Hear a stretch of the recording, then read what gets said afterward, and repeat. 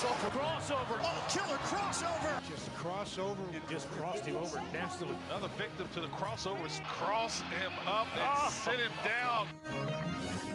Time for the crossover, powered by Everlevel Concrete Repair in Omaha at everlevelconcrete.com. John, Josh, and Nick are here. Hello, gentlemen.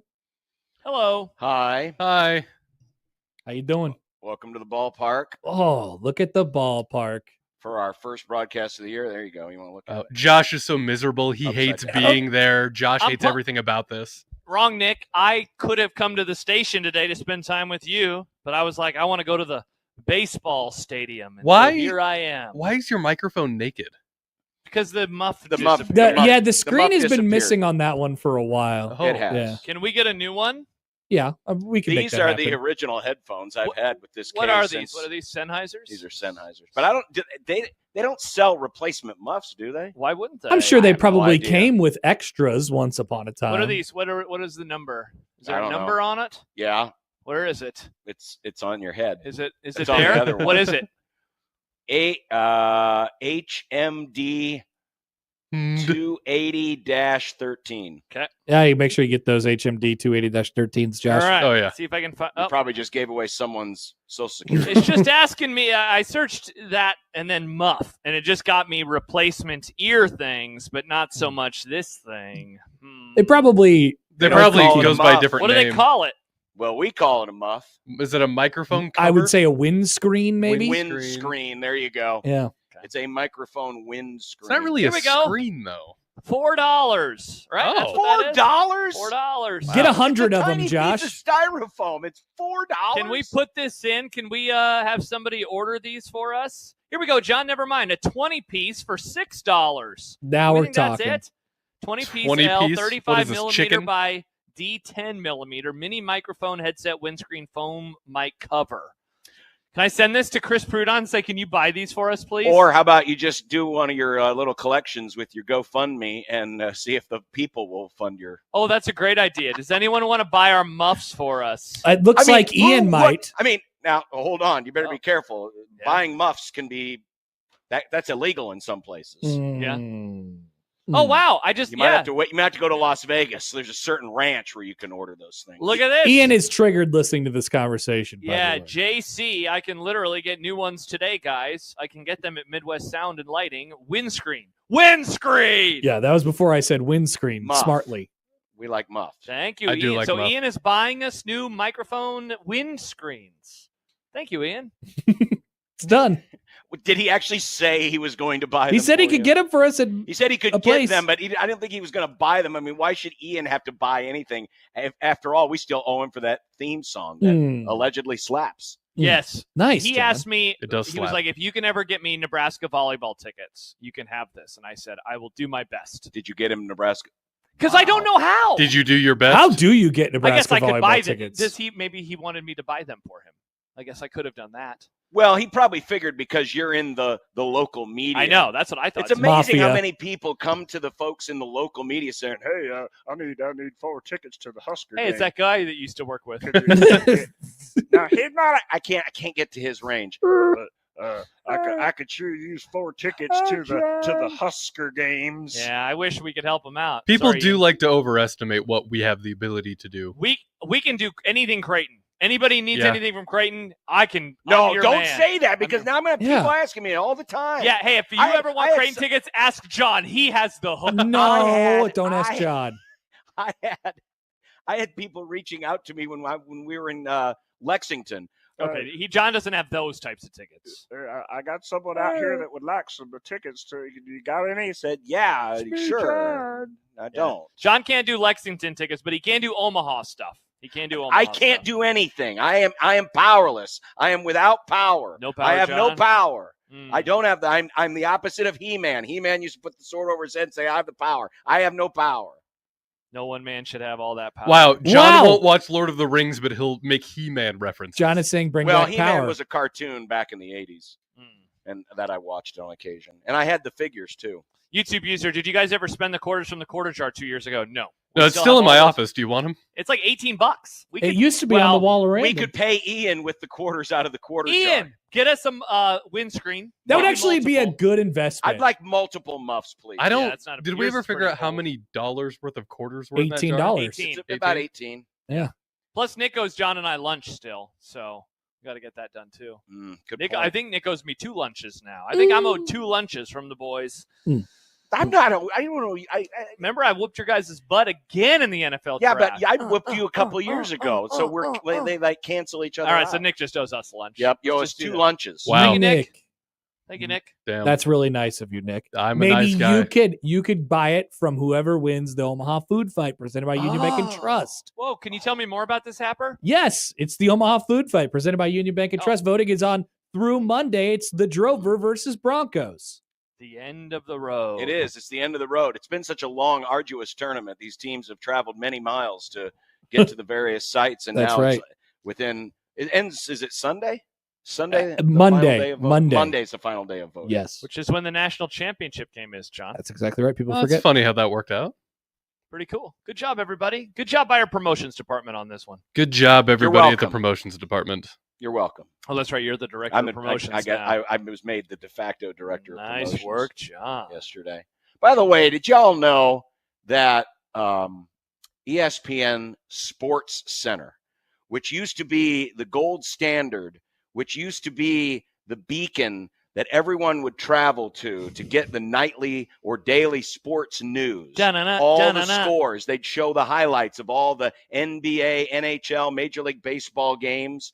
They'd have the big stories of the day, such legends such as Rich Eisen and Keith Olbermann before he lost his mind. Keith and, Olbermann. and Chris Berman and Tom Lee and Bob Lee and Who is- Tom. John's just naming guys. Dan Tom- Patrick. Dan Patrick. Who is the guy who became a baseball announcer? Charlie Steiner? Charlie Charlie Steiner. Steiner. Yeah, Stuart Scott may may rest in peace. Yeah. Those legends, that used to be the place that everyone went to. Well, that same show, Sports Center, is currently airing Shedeur Sanders throwing to Travis Hunter at the Colorado NFL Showcase. Wait, live? I kid you Yes, not. Yes. They have been live here at least as long as I have Wow. been in this booth, which has been about a half an hour. Nice. And it's literally it's a guy with like a 50-yard line camera. Oh, they have a second camera now. A second second camera has camera. Second camera Has hit the Colorado Pro NFL Day. Showcase. Nice. They're literally that's all they're doing. Wow. I hate. There's so What many has other happened? things that they could be showing right now. I mean, I'm going to defend Sports Center. But they also just don't do but this, Josh. They also like what they would be doing right now is having weird people on who like understand the internet too much and be playing viral clips off of TikTok. Bingo. That's This what is they why would this be is doing. actually good. Yeah, No, it's what? sports. Yeah, because it's actual sports. No, it's practice. It doesn't mean anything. John, It's better than the alternative. Yeah, let's bring on Kendrick Perkins to say something stupid again. Nobody wants to hear from Kendrick Well, Perkins they bring anymore. on somebody else. You know, this is what I don't want to be the one that has to defend Here old comes- Rob Here Manfred. comes old Oh. man You know, John. Rob Manfred was saying, Hey, you know, it's Glenn. ESPN. Hi, Glenn. It's Hi, Glenn. Hey, it's Glenn, everybody. Mhm. That's Glenn Sisk. Hey, thank you. Oh, Hi, Got my Glenn name on Sisk. it. wow. What a life. Oh, it's I a am not check. trading with you. But Everybody Rob Manfred- steal it from Rob- John. Rob Manfred was complaining about, you know, ESPN, they don't cover us anymore, and so we're not going to miss you when you're gone. This is a point in Rob Manfred's column. They could be talking baseball right now. They could have No. Carl Ravitch and Peter Gammons. Schwalkoff? Charles and, Schwalkoff Gammons, is Field. he still alive? He's still alive. Oh. And Eduardo Perez sitting on the set of Baseball Tonight, breaking down the baseball. No, but- Instead, we're getting Colorado Pro Day. The problem is, John, that they wouldn't be. You know, they wouldn't like the alternative is what I just explained. And that's what happens a majority of the day on that channel. They don't do anything else besides like they have these weird hosts now and they act like children. Have you seen these guys, Josh? They No, just I don't watch Sports Center. they just do TikToks and they do like TikTok dances and they say the things that are on TikTok now. I hate society today. It's Hepper. so bad, man. Yeah. It's really bad. Do you So worry that How we're is not that- going to be how able is to? that sports? Do you it's not. It's not. They're trying to get the youngs. Happer, do you realize? Or do you worry that we're not going to be able to connect with the younger audience of radio listeners as time goes by because we are now old like John? Are you concerned about this, or will there always be people that want great long-form sports talk I on think their radio most of the young stations? people that listen to our show, the younger people, I guess, that listen to our show, all the Jace Burner people? yeah, like I think I guess I don't know what they want. I'm not sure what they're interested in. They want to speak Russian. But it's not like weird random TikTok fads that are happening, which Okay. it's not Fortnite. O-Trips. Fork knife, I don't think. Says like me. Yeah, O-Trips. Do you like Fortnite? Do you need all your content to be Fortnite Poll question. themed? I'm not sure. Oh, there we go. I prefer longer podcast forms. There you go. We love long conversations, don't we, folks? We got you. Yep. Got you here. Yeah, we're here for you. We're here for you. So I think what we're learning is don't ever edit down interviews from an hour to 20 to 25 minutes. Oh, okay. Don't ever do that. In fact, bad idea. add 20 minutes. Add 20 minutes. Make them longer. Yeah. Just find 20 minutes and put it in there. Just replay the first 20 minutes. Oh, okay. Or do the opposite of what Josh does with his podcast, and that's cut it to point. What is it? What would it be Double like? speed. Well, it's double speed for you, so maybe like a 0.75 Oh, to make it a little longer? to make it slower. Not a bad idea. There you go. Hello, Josh. Today on the Josh Running Podcast, we're Oh. going to talk about taking the right steps to avoid That's a never what we talk about, John. hamstring injury. Well, you don't know how to do that. That advice. You should have listened to me for your content. I wish I would have. Well, we haven't got a Josh If you'd have listened to me, hamstring. you'd be healthy and you might win the Boston Marathon. Now you got to utter a bunch of slurs just to cut some time off. Yeah, you'll never win, Josh. Slur Yeah. boy Josh. We haven't got an update on Josh's hamstring lately. Josh, Oh, Doing good. It's doing better. We're feeling good. you hate answering I this don't like question. this. I No, don't like it's- the it's tone. not perfect. You got that smile. No, it's You're not. smiling. He's smiling. He's No, smiling. it's not perfect. But I'm feeling good. I'm feeling good. Training is going well. Training is going better than it was for the longest time. So Have you thought maybe which leg is it? left right there? Have you thought about for Right every there. one left leg step you take two with the right? Oh, that's a good idea. I hop, step, hop, Yeah. step, Yeah, hop, not as step. much. You Not as save much it. pressure. I wouldn't fall over on my face. at Josh, all. Oh, another. Nick? Just get some Heelys. get some Heelys. That would help. That'd be Yeah, illegal, slide probably. around. Was it Some illegal? what? Is it illegal to Probably. use Heelys in the Boston That's Marathon? a good idea. Thank you, John. Actually, think about this, Josh. This is all about you becoming famous. Yes. Yeah. Take yourself some illegal drugs Oh, to help you run better, jerks Sure. and Profar. and then you'll test negative, and then you'll be on Sports Center, and we can watch you and the controversy Look about at that Josh guy. getting disqualified instead of Shedeur Sanders Good throwing take. to his That would be teammate at actual practice. sports. Yes. That'd be, by the way, I just looked it up, and indeed, wheeled footwear is simply not allowed, whether it's Heelys, roller skates, or scooters. It's probably less allowed than slurs. Probably. At the Boston I think Slurathon. slurs are Yeah. required. The fact that that's a rule, though, means that 100% there Somebody were tried it? people who tried it. Yeah. I guarantee you there is a bar in Boston, just like we have, what's the place here next door that does the Jello shots every college race? Rocco's. There's a bar in Boston that Slurs? that The more does slurs? the Boston Slurathon. Sluros. I wonder what the bar is named. Not that I want to of course- go. And of course, some poor, outsider comes and said, "Hey, I hear this. Hi. It's the slur. Hi, I heard it's the slurathon. Is that because you slur your words when you drink too much?" No. And then the Boston people And then explain they what a say slur the is. N-word and a then, lot. Hi. By the way, I did announce, speaking of my running pod on today's episode, that it will be over in, now 3 more episodes. I'm finally taking a break. It's Wait, what? ending? I'm taking a break. What's I'm that? tired. So wait, Good I'm take, just, Josh. I'm pausing it. You're you're vocal- doing 3 Wait, more podcasts Because that'll get to 100. Because and then you stop. we talked about this at the beginning of the year, and one of your things was, tired. I think I'm going to do less stuff this year. And then you Uh-huh. came back from New Year, and you were like, actually, I'm doing more. Well, it's finally Yeah. time to start doing less. Weren't you doing a Nebrasketball watch? I did a couple watch parties with Well, not Jack. that. Well, but didn't you do something for the recent Crown game? No. Oh, you No, didn't. no, I no. We thought did you were our on- normal Wednesday night pod, but we didn't do. Oh, Yeah. No. I was going to wonder how you did that without watching more than 10 seconds. No. Yeah. Thank God, no. So, yes, I'm finally following through on Do Less. So I will have an interview next week, and then a Boston preview the Friday before, and then a recap, and then I am taking a break. You're giving your vocal long hamstring a rest. I'm so excited. It's going to be nice. Have you thought about, your sign-off? I have a little bit. I don't know what to say, though. Maybe go on. See ya. Maybe go to YouTube Bye. and check out some of the Got to be a slur last for that. episodes. Maybe you like could and subscribe. Maybe you could do like Newhart, and you can wake up. Well, no, you wake up next to your wife in bed and said, "I had this wonderful dream." And, Yeah. yeah. I'll probably just normally I end the episodes by saying enjoy your long run this weekend. So I maybe got I an say idea. Enjoy your long run. I got an forever. idea. As you're ending the show and you're thanking your guests and you're doing all that, Yeah. all of a sudden you hear in the background, boom, boom, boom, boom, boom, boom, boom, boom, boom, boom, boom. Journey, don't stop believing. Oh. And then all of a sudden you just end And it. then it ends, and you never You know what just happened end to it. me. Wow. Oh, there you go. Otson says, "See you on the trail." See you I on the could say that. trail. Nice. I'll see you on the trail. Enjoy the What ultra. if you faked your own death? What if you That's did a that? good idea. Yeah, and then somebody else uploaded it for me, like a Blair Witch Project type situation. Yeah. I just stand in the corner, Yeah. and then I get murdered. I guess that's My the microphone podcast dropped. is over. Yeah, Nobody all right. would ask questions of why there wasn't more podcasts. That's Yeah, for sure. seriously. Oh, it ended because he died. died. We have snuff That's films, another but we thing don't that have a could whole make lot of Sports snuff Center. casts. Yeah. Yeah. Snuff pods.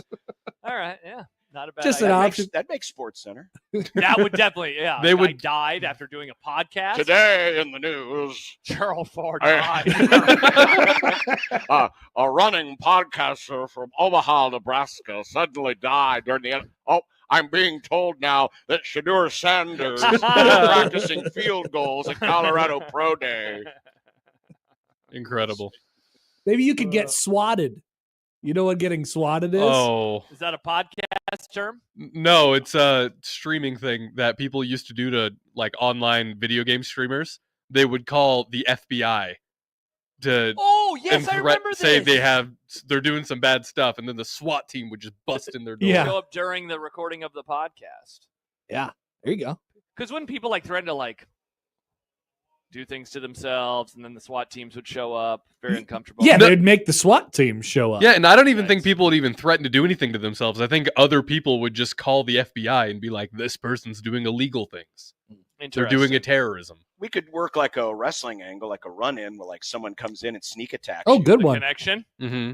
Yeah, like Stibbs Not- could run in with like an aluminum tray and just hit you in the back of the head, and Now- then you fall to the ground, and the camera falls over, and all you hear is the sounds of Stibbs stomping, and you going Stibbs So stop. there's only two problems with that. One, the last episode will get recorded in Boston, and two, there is no camera. So Oh. it's I just, thought you did these on video. the running pod is just audio.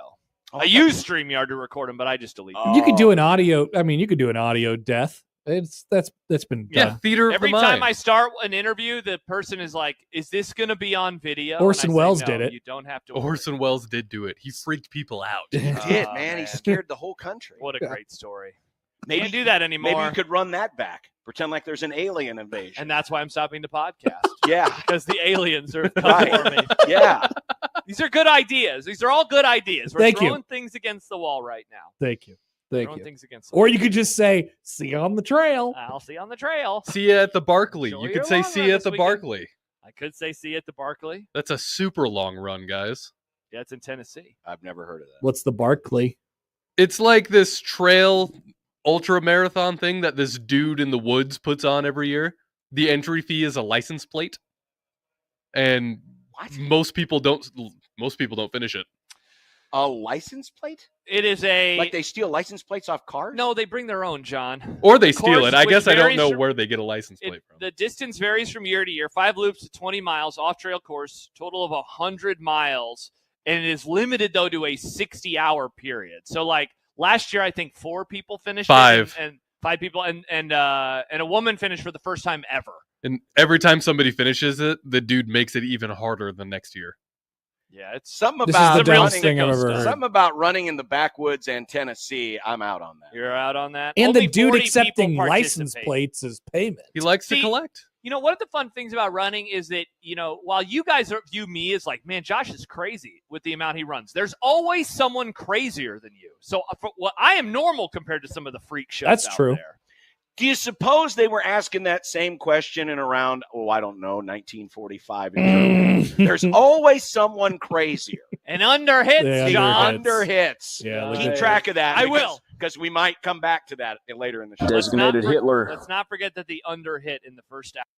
I think, that again, sometimes people, if they're tuning out, about the Mr. youngs. H? Yeah. Okay. They might wonder, what is these guys' obsession with Mr. H? No obsession. It's not really an obsession, but it's just an example of, It's a reoccurring theme. it's nice to know that there is an ultimate, right? Like you just said. Sure. You just said that, there's always someone crazier. Yeah, there's always Until you reach Mr. H. And that's the one. And it's like, that's when you he hit, can't say, well, at least I'm not as bad as that guy. Right. He can't say that's that. when, that's when you hit the floor. He is the ultimate evil. He's the worst guy. He really is. He's the worst guy. Stalin, when he died, said, he was like, I regret all the things I did, but at least I wasn't as bad as Mr. H. Do you think there's Exactly. ever going to be somebody who's worse than Mr. H? Oh my Nick, God. I hope not. I also hope not. Now, Nick, if you read the book of Revelation, Oh, the There is devil, this- that's fair. well, yeah, but there's also the Antichrist. Oh, yeah. Antichrist has some bad ideas. No, according to the mark book of the Revelation. beast, they Mark wear of the the mark of the beast. beast upon their forehead. It could be anything from an actual marking to maybe a hat. It could indeed be those things. It could be a lot of So- things. So I think Upside that down is- letters hat? So that's the I hope not. Oh no! How? He's right there. Happer! He's the right there. Antichrist. Unreal. Are you wearing The that an- hat on your call tonight, The Happer? Antichrist. Mm, I don't know. Sure. Yeah. nice. I don't know. Sure, yeah. Yeah. Or are you going Do to you stop think- by the booth? Am I going to see you tonight, Happer? Yeah, I'm gonna come right to the ballpark. I'm gonna probably get some food. I'll be down there at 3:15 or something. Nice. Do you suppose the Germans might have won the war if they would have wore their hats upside down and would have said Germany, but upside down? Deutschland upside down. Happer, let's get on Canva. Because just as your GI Joe's like looking through the scope. Hey, wait a minute! Do you think I they're? think that guy's hat's upside down. And bam, he's gone. Do you think they would have said Deutschland or it would have been Third Reich?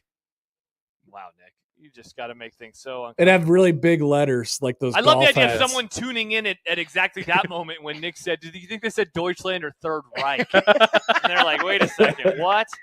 I always forget how you spelled Deutschland. Meanwhile, the regular's like, "Oh, the underhit today." Yeah. The underhit today. All right, I'm gonna make a Deutschland hat. You know those hats that have the big letters on it that just I say wouldn't, like. Josh, you don't know what's going to happen to your Google. That's true. I just There's searched the upside down Deutschland. letters hats, and then there's the hats that golfers wear that just say like golf, Like in Schaefer. giant Like letters. yeah. Yeah, Schaefer has one that says like sports or something like that. Yeah. I wonder. Just Nazi. Wow. Yeah, Come on. I mean that's kind of what I was getting to. Yeah. You can say Nazi. You can call Nazis Nazis. They're Nazis. Who That's cares? true. They're bad. All right. Stibbs, you're wrong. What does Chip say? He says, I'm lamenting the defeat of Germany. No, I'm just saying what John, if. are you actually bummed? I'm just saying what Yes. if. I'm just saying what if. Okay. I'm not the one that drives the car that came out of World War. That's not me. I don't. I Yeah. drive American. Mm. There we go. There's the new hat coming to a hat company near you. All right, now let's get a hat on here, and then we'll just post it on there upside down. That's a long word to be spelling upside down, and that it looks like the back of Pete Crow Armstrong's jersey, where it goes from Oh, armpit to nice armpit. reference, John. John, are you even Yeah. able to watch the Cubs game right now? I will dial it up here on the phone here momentarily. We're watching the draft stuff happen. Dialing it up on the Yeah, phone. yeah. Remember the TVs here? They got the funky thing where it's all controlled by Mm-hmm. Well, we're central watching 'em. government. Man, I couldn't believe it. This was my first time walking into this ballpark since June, and I was like, here I am. I'll basically be doing this for the next 2.5 months. This is my life. Okay, so this is the one place, because I haven't been here since June, Mm-hmm. where I walk in and it feels like I was only here yesterday. Yep. There's no other place on earth. Nothing changes. It's all the same. There is no Happer- other place on earth. And that's what it is about it, is that it's the same. Yeah. You know? Right. Maybe the banners are a tiny bit different. Sure. No, but but even the media thing on the ground, it's the same one because it's getting really faded. Right. But It's the I don't smell. I don't have this experience when I go to CHI or any other place where I just walk in and it's like, dang, it feels like I was only here yesterday. Mm-hmm. I don't know why that is. I don't feel that way about like Memorial Stadium whenever I go back, but I do when I come here. And then it's always a reminder of we're going to be doing this now for a few months. Yep. Going to be doing this now for a few months. And we love it, and we'd have it no It's other a great way. time. It is. It's nice. I hope the rain stays away. Mm-hmm. By the way, I tweeted this at Happer. I'll post it now in the stream. Deutsch. There's Happer's Incredible. Happer's new Deutschland hat. I think the arch is supposed to be inverted the other way. Oh wait, is it the other way? Oh yeah, see? Oh, yeah. rats. Yeah, but that's okay. Oh, well, crap. That's okay. Of Okay. course, Josh would spell the Deutschland with a smile. Rats. See it smiling, All curled up. right. Well, another time. I don't want to try it again. Yeah, that's okay. Yeah, I already did the work. Connor doesn't want to order the hat. I don't think he wants that. Odson, $29.99 on 1620 the store. That's a good idea. No, When are we gonna have 1620 the store? actually, it could be. Actually, we might get some international orders Yeah? from Germany. Oh, from Deutschland? Yeah. They'd be like, "Oh, this is a cool hat." Yeah, that's where I live. Wait a Because second, I- Happer. Are you sure that I had it wrong? No, I don't have it. Oh no, wait, it's that way. Never mind. You're right. Yeah. Yeah, it's inverted. Like, dude. yeah, on Yeah, the, yeah, the yeah. Blue Jays, like on his hat, it's a frowny, upside down frowny. Yes, Yeah, it's got to be your frown. it's got to be your frown. See Right. there's Yeah, I see it. see there's Happy. I see right it. there. Oh, Happer, you're looking good. Very handsome. That hat is really making your face look dark. I should take Like it off. it's really canceled out the light on you. Yeah. Well, I don't have the natural light like you guys. Oh, that's true. Look at this. Look You at do that have natural light. man. Yeah. It's gonna be so nice when we maybe one day are broadcasting from a studio that has natural light Ah, and lots of it. Dare to dream, John. If there's natural light behind us, what would that mean for our cameras? sometimes I walk into that studio and there's nothing going on in there, and I find peace and serenity in Yeah. there. It's just nice right there on the corner. Now, to your point though, Josh, if the light comes in behind us, the windows are tinted though. Yeah, or Are what they? could probably happen is just swap things around. Oh, we're the producers over there. Yeah. That'd be nice. I don't think that's an undertaking that we are willing to undertake. Probably not. No. Yeah. It's a lot of things to happen. Yeah. Mm. Yeah, there's Lot of there's things. ways around it. There's Yeah. ways around it. We'll figure it out. We can make it work. Nick, I Nick, bet you you got to won't- be happy that you're not going to have to go to the tiny baby studio anymore because it seems like they unhooked everything where Oh, it's not did even they? connected. Well, there's the window in there is blocked now. I Oh. record a lot of stuff in there, and yeah, you can't even see into the regular studio anymore. Jeez. Oh, really? Well, then we definitely need to put Nick in there. Yes. Wow. I What did I ever do love to that you? studio. I love that tiny studio. The only thing that's bad about the tiny studio is when the guest sits in there, the chair, you can't swivel. It's stuck like one way or the other because there's just not enough room on that side of the desk. Oh. Yeah. What So I tiny always- studio are we talking about? The one that's in suite. There's Oh, a the tiny studio studio in inside of the studio. Yeah. the- The I love second that studio was studio hit the studio. Yeah. Yeah, Mhm. that one. Tiny baby one. Yeah. We'll call that the Nick studio. Nick, you're going to do a great job in there. Not seeing anything. You could take a nap if you wanted to. Wow, Nick, you could watch your television shows. I could watch my television. By the way, show. speaking of Nick and watching things, we got a text from David. What's the movie today again? It is called The Killing of a the Sacred Deer. Yep. Wow. This was a movie. It See, aren't you absolutely glad was I a didn't movie. say anything more than what I said Wow. yesterday? This was a movie. I don't know how I'm going to describe the movie yet. Nick, that is the thing that I thought of with probably 15 minutes to go was Nick has the honor of describing this movie to Kent Walgamon, and I can't wait to see what he says. I'll it's figure actually- something out. I've You been think it's pretty straightforward? Oh yeah, the plot is pretty straightforward. Yeah. I guess Oh so. wow, we got Colin Farrell, we got Yep. Nicole Kidman, we got Dude, Alicia Colin- Silverstone. Colin Farrell is a weirdo in this movie. That's why you Yeah. guys should watch The Lobster. He's not even even- weirder in that movie. The wild part about this movie is Happer, while as he is weird, he ain't even the weirdest person in the movie. Wow. Is it who's the weirder? Is it person? The Alicia boy- Silverstone? Is it the boy or the girl? Oh, wow. probably the boy. I think Look at the what boy hap- might be. Look at what Happer's wife says. You guys ever watch a movie people have heard of? This was a Nick special. Yeah, classic. Yeah. This is a Nick special. Sure was. Yeah. I'm picking Tombstone for next week, which is a movie people have heard of many times over. Oh boy, Stib. Oh, wow, boy. they're just saying hello to each other. Boy. Everybody is gonna say Next sup. thing you know, they'll be sitting on a couch watching a movie together and talking about his hands. Just another reference to the movie. Stibs might qualify as someone who has nice hands. Does Stibs have nice hands? Does Jackie make good lemonade? Good Yeah, question. I bet. Yeah, she actually made me one of the, not a lemonade, but one of those like electrolyte packets. But it was like lemonade tasting. Yeah, she's really good at that. She poured that powder in the cup of water yesterday, and she said, "Here you go." Was it you were actually home Here yesterday. you go. I was Here you home go. yesterday, John. Here you go. Wow. Yeah, what's your excuse this weekend, Happer? I'm No way in I'm hell home you'll be home this weekend. some parts of the day in the this weekend. Some Unreal. parts of the You'll day. You'll be here in this very ballpark, watching baseball in the cold, wearing your coats. Sunday's supposed to be okay, right? Better. Yeah. Better. No lie detected. The good part is it's not windy like it was on Tuesday. Yeah. At least right now. Of course, it's Nebraska. Wait 15 minutes. We were debating earlier how many windows we should open tonight in our palatial broadcast. I haven't suite. opened my window. It's too chilly. in Well, the thing is about the big studio is the windows.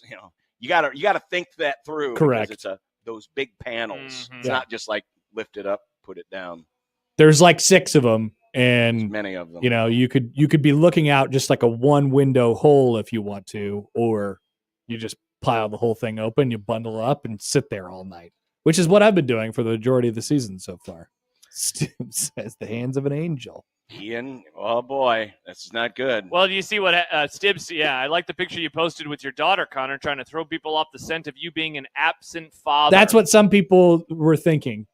I think I brought it up on the crossover yesterday. Yeah. We've been having this discussion for a little bit. You could find many pictures of me and my daughter, and none of them are smoke screens to say that I'm an absent father. Interesting. I'm expecting at some point this weekend, the daughter will be brought in just randomly, just so he can, spend 5 minutes with her. It really is the Scott Frost. I mean, Good one. Maybe Yeah. maybe they will come by. Josh, your camera broke, by the way. No, I know. Yeah, my Wi-Fi. Oh. I've been having issues with My it since I got Wi-Fi. to the ballpark. The so. ball fart? What are you, AOC? Hey, look, you know what? Sometimes I don't like baseball, John. I call it the ball fart. The ball fart. But I'm happy to be here today. And look, I'm unfrozen. There you go. Unfrozen. There you go. There All you go. right. Wow. Well, Is that there's the end of the crossover? Well, I mean, it's getting to that time. Can Like I be. said, we have a busy show today. We got a We busy do. show Call today. us the old morning show because it's 4. Add another digit there. That's right. We have 4 guests today. What do you got? We got Jack. Jack, Yeah. We got Kent. Yeah. Kent, We have a basketball guy, and we have John Walker. and we have John Walker. Sorry to the basketball guy. His name. He's a new friend. of Jason Logan. Jason Logan. Jason Logan. Yeah. Exactly. 4 guests. That's Nick, awesome. Yeah. we made Nick work really hard for this. Well, I mean, judging the DMs, it was very much breaking his brain. It was breaking my for a brain. few seconds. Yeah, it was. I got to read all of those after the fact, and it was very fun to just go through them. Where he's like, so Nick had a conversation with himself, but he figured it out. Yeah. And how And then he put live John Walker. this show is extremely live? Very live. We're right here. What do you mean? I'm just Of course wondering. it's live. I'm just wondering. Amber, we're Look, on. I mean, that's what it looks like outside right now. It's See, upside live. down, just like my hat, John. That's why we're keeping track, Happer, of if the under or over hit. We got to remember it for the end of the show. Right. If we forget, that'd be a travesty. Yeah, it would. But we won't. No, we won't forget. You guys won't forget. We No, won't forget. we don't forget anything. We know ball. right. We know overs and Connor, unders. I'm not sure what the meal situation is here today, so you might eat before you get here. I don't know. They usually had some Godfather's pizza for us, but I think I'll it. probably grab some. Probably grab a sandwich. Do you want anything, John? Josh, want me to bring you anything? I'm good. You're gonna bring me food? Wow. I mean, I'm a Josh nice is guy. going home after the show. Yeah, I'm not staying here for the baseball. I got to go to fish fry. Oh, That's right. He's going to a fish fry. All Going to right, a fish cool. fry. all right. I won't bring you anything then. Screw you. All right. All right. Well, there's your crossover. Bye. Powered by Everlevel Concrete Repair in Omaha, everlevelconcrete.com. It is a Grum. It's a Friday. It's our first trip of the spring to the ballpark. Oh, it's good to be here. Or as Josh calls it, the ball fart. on 1620. Stibbs, by the way, will take a sandwich, Connor. Oh, that's very Remember nice. to bring Stibbs. All right, a sandwich. Stibbs. See you at the ballpark. Ball fart. Back after this on 1620 The Zone.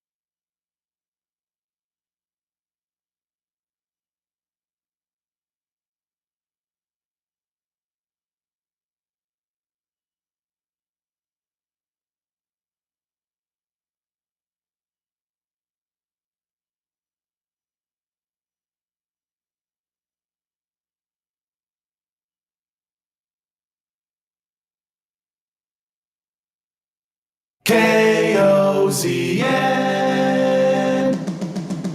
Unsportsmanlike conduct on 1620 The Zone. Husker Athletics, Creighton and yes, UNO. Don't miss a moment, they'll give you your fix. They're on every day from 2 until 6. Spend your afternoons with John, Josh, and Nick.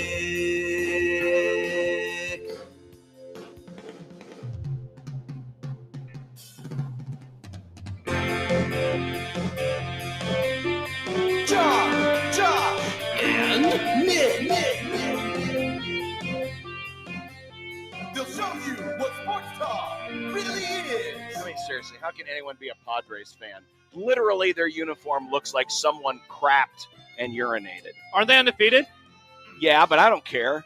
Their uniforms literally Have they look ever like won the poop. World Series? Never. Wow. Unsportsmanlike conduct on 1620 The Zone. Husker Athletics, Creighton and yes, UNO. So two things. Wyoming, you want to know why you lost Bob Devaney to Nebraska in 1962? Because your Colors. colors are poo Horrible. and pee. Horrible. Two things. First, I thought John said, how could you be a pod race fan? Which is ridiculous because that's like Star Wars Formula 1. I said Padres. You did. The second thing is, I think I've gotten a new appreciation for the Padres' current colors after seeing when they tried to go to like that weird blue and white that was just Oh, that was way better in the 90s? No, Way that better wasn't look. way better. It was so boring. What year did they make the World Series, John? Was it 98 or 99? 98? 90. Yeah, it was 98. Yeah. Yeah, that's a way better look. At least the brown and yellow or something distinct. Everybody in Oh, that's MLB has distinct, blue. all right. Unless, you happen to look Distinct down to poop. admire your work. Mm. I mean, geez. It's just hideous. Mhm. Hideous. Well, anyway, welcome, everyone. Hello. Hello. We are here at Charles Schwab Field today. Creighton and Yukon. YouTube user says bum farto at the ball fart. Oh, don't get John started. Welcome to the ball fart here on 1620 The Zone. Fardo should have been the manager of the Padres. Yep. Would have fit in with the color It scheme. would've. It certainly would have. But Creighton and Yukon this weekend, starting tonight at 6. Connor will be joining me later for the coverage on 1180 The Zone. Wow. Baseball. Baseball, indeed. But, man, we have a big program for you today. As Josh mentioned in the crossover, Big shoes. guests. We got guests. We got lots and lots of guests. I hope I included them all on here. Did I include them all? No, I didn't. Oh, Well, when we can put up the rundown graphic, brought to you by the Rooferees at John Higgins Weather Guard, and then we'll just add it in. It's like when we don't mention that we're doing a slice of college baseball, and Nick always is like, don't forget about a slice of college baseball. Yeah, I know. I'll say that. Don't forget about Wait, who did you forget? We Oh, don't- Jack Mitchell. What in the world? How do you forget Jack? John, he's Yeah, like your I'm bestie. still not used to him being on Fridays. Yeah, I know. It's really messing with me, man. I know. I think it's messing with him. I don't know if he knows that he's still on the show today. Oh. It's very confusing. Hmm. It's very confusing. Well, Josh Dix is a bird of a different feather. Nice. He used to be a Hawkeye. Now he's a Blue Jay. Uh-huh. And where does this and the other additions this season now put Creighton's expectations? We did a poll question, a typical Bob Bishop poll question. Well, of course it's typical with Bon Bishop. You're talking about the Jays. A lot of Iowa players are leaving Iowa. Have you Yeah, they noticed that? say. Yeah, you know what? It's almost like they hate the state and they want to leave as quickly as possible to go. Nebraska, Nick. No. That's what I'm saying. John Walker will join us and give us his breakdown from Omaha.com. That'll be coming up in the 4 o'clock hour. Excellent get, Nick, Thanks. especially on such short notice. We got a Final Four preview. Josh Logan of Covers.com will Oh. join us. Maybe a little betting advice. Another excellent get, Nick. Great Thank work. you. Kent's Movie Club today. Not a great get, Nick. Horrible Hey, get. spoilers. Horrible get. The Killing of a Sacred Deer. David texted in earlier when he heard our conversation about this. Petition to have just me pick the movies moving forward. Not a bad idea. Whoa. Not whoa. a bad idea. Again, my hit rate isn't terrible overall. Yeah, it is. No, it Your hit isn't. rate is solid, Nick, if you're a baseball hitter because you're like 50-50. But in terms of picking good movies, yikes. John, Stop scrolling through the top 10 on Netflix until you do. I haven't done that in ages, and the last few have been bangers. Bangers. Yes, What we is had Stand By Me last week. That I was believe great. We had Superman Superman. Those are 2 good. Those or are- Superman 1. Superman the original 1, yeah. Superman. Yeah, those are solid. Those are solid. This was a tough one, though. Maybe we'll get to the Tush Push. Maybe not. Oh. I mean, we've been now We have so teasing many it guests. for 3 days. Yeah. We have so many guests. We hardly knew ya. Ooh, hello. Cubs, Jays, Huskers, baseball. Wait, Baseball. I didn't prepare for that much baseball. What are you talking about here, John? Well, we're just talking in general. That's why we're here. All right. It's kind of our acknowledgement that we are here Oh, okay, cool. All right, good. at Just the making- ballpark. Charles Just making sure. Schwackoff. Uh-huh. And what's for hashtag the dinner? What's for the dinner? What is this? What is I This is another one of them Creighton burner things. I think I know what it is. Have you heard this? Do you know what it is? I do Okay. now. Okay. I I do found out by now. listening to the Connor Happer show on 1620 The Zone. Well, Da-da-da. I put out the word, because people were telling me. I'm an old man. Please tell me the about secrets. the whole Josh Dix thing, and it's all because of the hashtag the dinner. So him and the other guy had dinner together? Owen Freeman. They had dinner together. Well, that's the rumor. And they decided to come to Creighton over dinner. It's kind of like the banana boat. Do you know about the banana boat? How much could a banana boat cost? $10? I don't. I So don't the know about banana that. boat is the long rumored LeBron, Dwayne Wade, Carmelo Anthony, Chris Paul thing. And I think they talked It's a lot about it of at the things. Olympics where they were like, let's play together. Let's be on the same team. And they did this on a banana boat, I believe, back in like 2008. And then some of them did end up playing with each other. Well, the dinner. Yeah. And by the way, that's your Grum Down, brought to you by the referees at John Higgins Weather Guard. Thank you, John. The dinner. Yeah. So the rumor that was out there was that Josh Dix and Owen Freeman, teammates at Iowa, Uncle Owen? And Peru? didn't get along, and that was the reason why Creighton wasn't going to get both of them. Yeah, but then they had dinner and they hashed it out. And then according to the internet, there was like a dinner The that dinner. they would come together and make peace, break bread, as they say. Maybe and- they went to a fish fry. And thus it became hashtag the dinner. So they're friends now. They're They besties. don't hate each allegedly. other. Don't put it on the internet that they despise each other. Allegedly. Okay, that's interesting. Yeah. Are there rumors on the streets of how much they got paid? I'm going to send a text during the break and ask you, There how is- much did they get paid? There's always rumors about what people are getting paid, and will we ever find out the real number? Probably not. No. I'm going to ask somebody. I'm There'll going to be see many- if I can learn. There'll be many rumors, but this I is love learning. this has been a big day, because it's been a big week actually. Because remember, earlier this week, Nick Graves committed from Charlotte, Mhm. so the Jays got their point guard. But then you bring in Dix, and you already had Freeman in the bag. So Behind the bag. here's the projected roster, and remember, there's still up to 4 spots left. Yeah. Because it's a roster limit now. Every team can have up to 15 players. You don't have to scholarship all 15, but you can. But every basketball team now has a roster limit starting next season of up to 15 players. So as of right now, there's still spots for 4 more. But your projected starting lineup next season, is Nick Graves at the point, Nick, don't call me C. Graves. Josh Dix at This the is two guard. problematic. The jokes.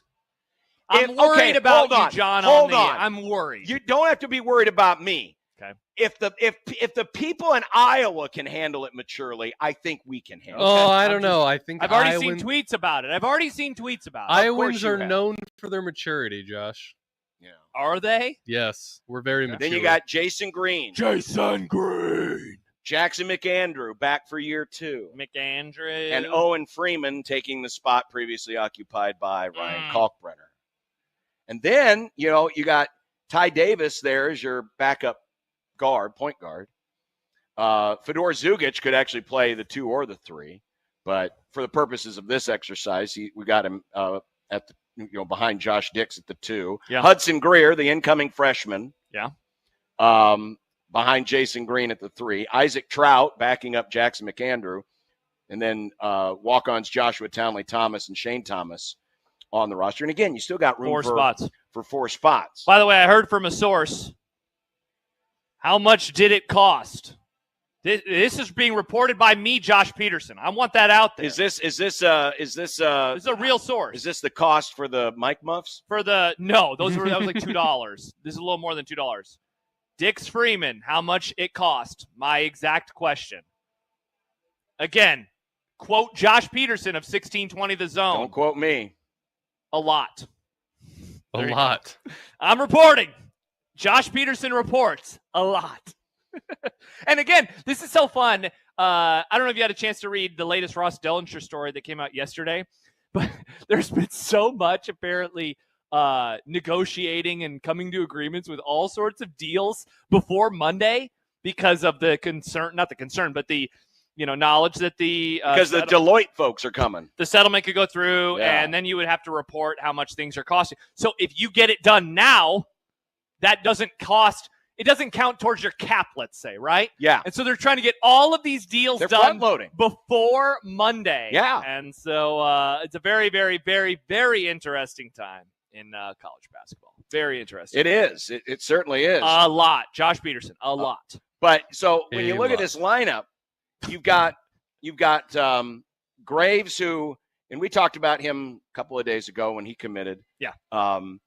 His 3-point numbers haven't been so when obviously you're going to be a lot of comparing to what they're replacing. Certainly the 3-point numbers from Graves aren't the same as the 3-point numbers from Ashworth. But with Graves, you're adding about 3 more inches of size. He gets to the free throw line a lot. He can be a slasher. He can get to the rim. Think of him kind of in the same vein as a Tyshawn Alexander, perhaps, type of a situation. Now he didn't always play strictly the point at Charlotte, but he played it more often than he didn't. So maybe as a true point guard, not in the same vein as a Stephen Ashworth, but he does bring other attributes. His defense is considered to be pretty good. For Josh Dix, really good 3-point shooter. Career 40% 3-point shooter. All 3 years, he's been north of 40%. Some would say let it fly, John. At Iowa. Of course, Jason Green. Now you're going to have a third year of Jason Green. And kind of like last year, he came on late and played his best basketball at the end of the season. Yeah, so how do you make that happen then at the beginning of the season? So can you make that happen again? But remember, you've got the incoming freshman Hudson Greer, who is probably going to, like McAndrew, is going to demand early. Not demand. As in he's going to walk into Mac's office saying, I demand playing time. But his talent, considering where he comes from, Montverde, and the basketball factory that is, and how good of a prospect he is, his talent's probably going to demand he's got some playing time. And he's certainly a 3-point shooter. McAndrew, we know, is a 3-point shooter. He'll be in his second year. Isaac Trout backing him up. And then Owen Freeman. I mean, the expectations for next season, dare I say, is it higher than it was coming into this season, this past season? Forget about how it played out, and, Pop getting injured and everything having to get readjusted. Just take your mind back to where it was in October. Are the expectations today for next year the same or higher than they were last October? Early thoughts would be higher. Early thoughts, which is pretty wild when you consider who was returning. One of the more decorated careers for one player in Ryan Kalkbrenner. Ashworth's back. I would say so at this moment in time. Now let's see what happens when the season gets closer. But yeah, my first blush response, because that was the first thing I thought of this morning when the news came down, is, wow, I bet now that there's going to be a higher level of expectation for the 25-26 group than there was the 24-25 group. Funny you should ask that, Josh, because is that the poll question? Was the subject of today's typical Bob Bishop poll question, which is on our Twitter account at USC1620. I just retweeted it from mine a moment ago. I'll go retweet it. Please do. So as it stands today, with the returning Blue Jays, plus the additions of Owen Freeman, Nick Graves, Josh Dix, and freshman Hudson Greer, where are your expectations for Creighton in 25-26? It reads 25-25. Sorry. John! I mistyped. John. God. And you can't edit it. You're not paying Elon. I'm not paying Elon. Rats. But we've got all the way. Is that your expectation? All the way? All the way. Final Four, second weekend, or make the tournament. Okay. And right now, 50% Say? Second weekend is the expectation. 22% say make the tourney. So maybe a little bit less than this year's team. Yeah, that'd be. I think the expectation going into this year was make the tournament, right? Was it second weekend? It was second weekend, right? Yeah. 18% Final Four, 10% are the all the way group. Okay, interesting. That's your poll question. You can vote right now. We just retweeted it from the JTech Construction Zone Twitter page. A little more on this later in the Grum. All the great guests we have coming up, and Nebraska got an Iowa player too. They're all leaving Iowa. Yeah, I mean, pretty soon. What's Iowa's population? About 2.8 million? Sure. That something like that? 3 million? Yeah. I mean, are we just going to flip flop? Oh, interesting. Is Nebraska going to be like 2.8 million and Iowa will be like 1.9? Makes a whole lot of sense. I have a question. Jack is in the green room. He's ready to go. I'm going to ask him when we return about Nebraska's edition today, because it's got to be weird to gain somebody that you hated a week ago, and now you have to root for him. It's tough. It's no different than, when your favorite baseball team picks up a guy from a team you used to know. But has this happened with Nebraska before? No. Yeah, so really. that's unique. The portal era giveth and taketh away. It does. 402-951-1620 on the Josh Dix hotline. The JTech Construction Zone Twitter page where you can vote in that poll question at USC 1620 and the Equitable Bank inbox. John at 1620thezone.com. Josh at 1620thezone.com. The good guys are leading Pooh and P 3-1 nice. In the bottom of the fifth on opening day at Wrigley Field. A beautiful Wrigley Field where it looks like the weather is exactly like it is here. Yep, for Cloudy sure. and cold. Gray. Mm-hmm. Jack Mitchell joins us next. Live from Charles Schwab Field on 1620 The Zone.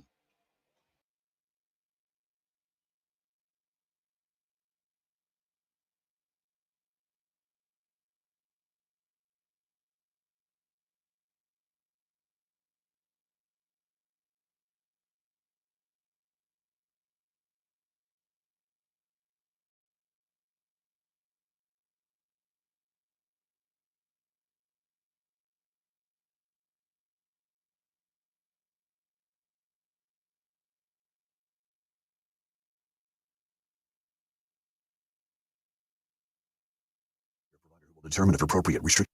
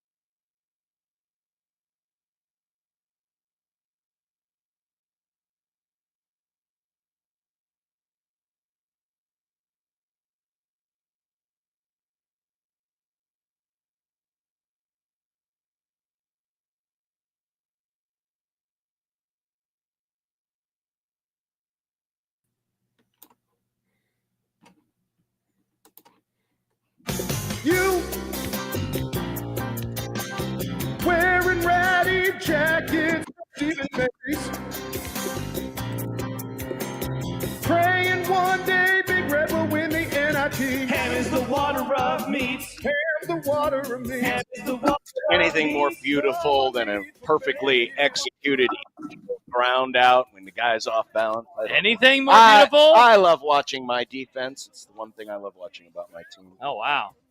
And how they hit in Sacramento. By the way, Jack, look, just count down the days to when your Royals go to Sacramento, because there's going to be a lot of runs that get scored. Well, I hope they can get a lot of runs somewhere. Well, Sacramento's a good place. Apparently, that's where a lot of runs go. They did in one game and really not in any of the others. So, yeah, it's I need your boy to hit me some home runs this year, Bobby Witt. Need 30 home runs out of him. Oh, okay. Over 30? Yeah. Just give me, or 30 or above. Yeah. Just give me some home runs, okay, please. Well, it's got 0, so good start. Oh, great. This is what I get for, backing the Royals this year. Don't do that. Should never do that. Yeah. What was I thinking? Oh, well. Yep. Ready for another painful sports season once again. Here we go. Oh, come on. Here we go. You're in the Final Four of the Crown. How can you not be disappointed? I've been watching you. I've been seeing you. I've been watching the tweets. Sadly, no one decided to come to Jack's aid and fund his trip to Las Vegas so he could be there and be the one fan making a lot of noise, which would definitely show up on Fox. I know. Jack. I was hoping I was doing this interview live from a chartered plane on the way to Vegas. Some big money interests, perhaps, were going to get me out to I had this fantasy that did not come to fruition at all, really. You know what? I should be clear. I had offers of tickets to the games. I had offers of a timeshare also in someone's like timeshare that they have. Get involved with a timeshare, Jack. I know. They're bad. I didn't know if it involved some kind of a presentation or what was going on, so I stayed away from that. But I did have, I shouldn't say I had no bites on this, but none of them seemed, ones that I felt like I could really go in on. And so sadly, I'll be watching from my living room.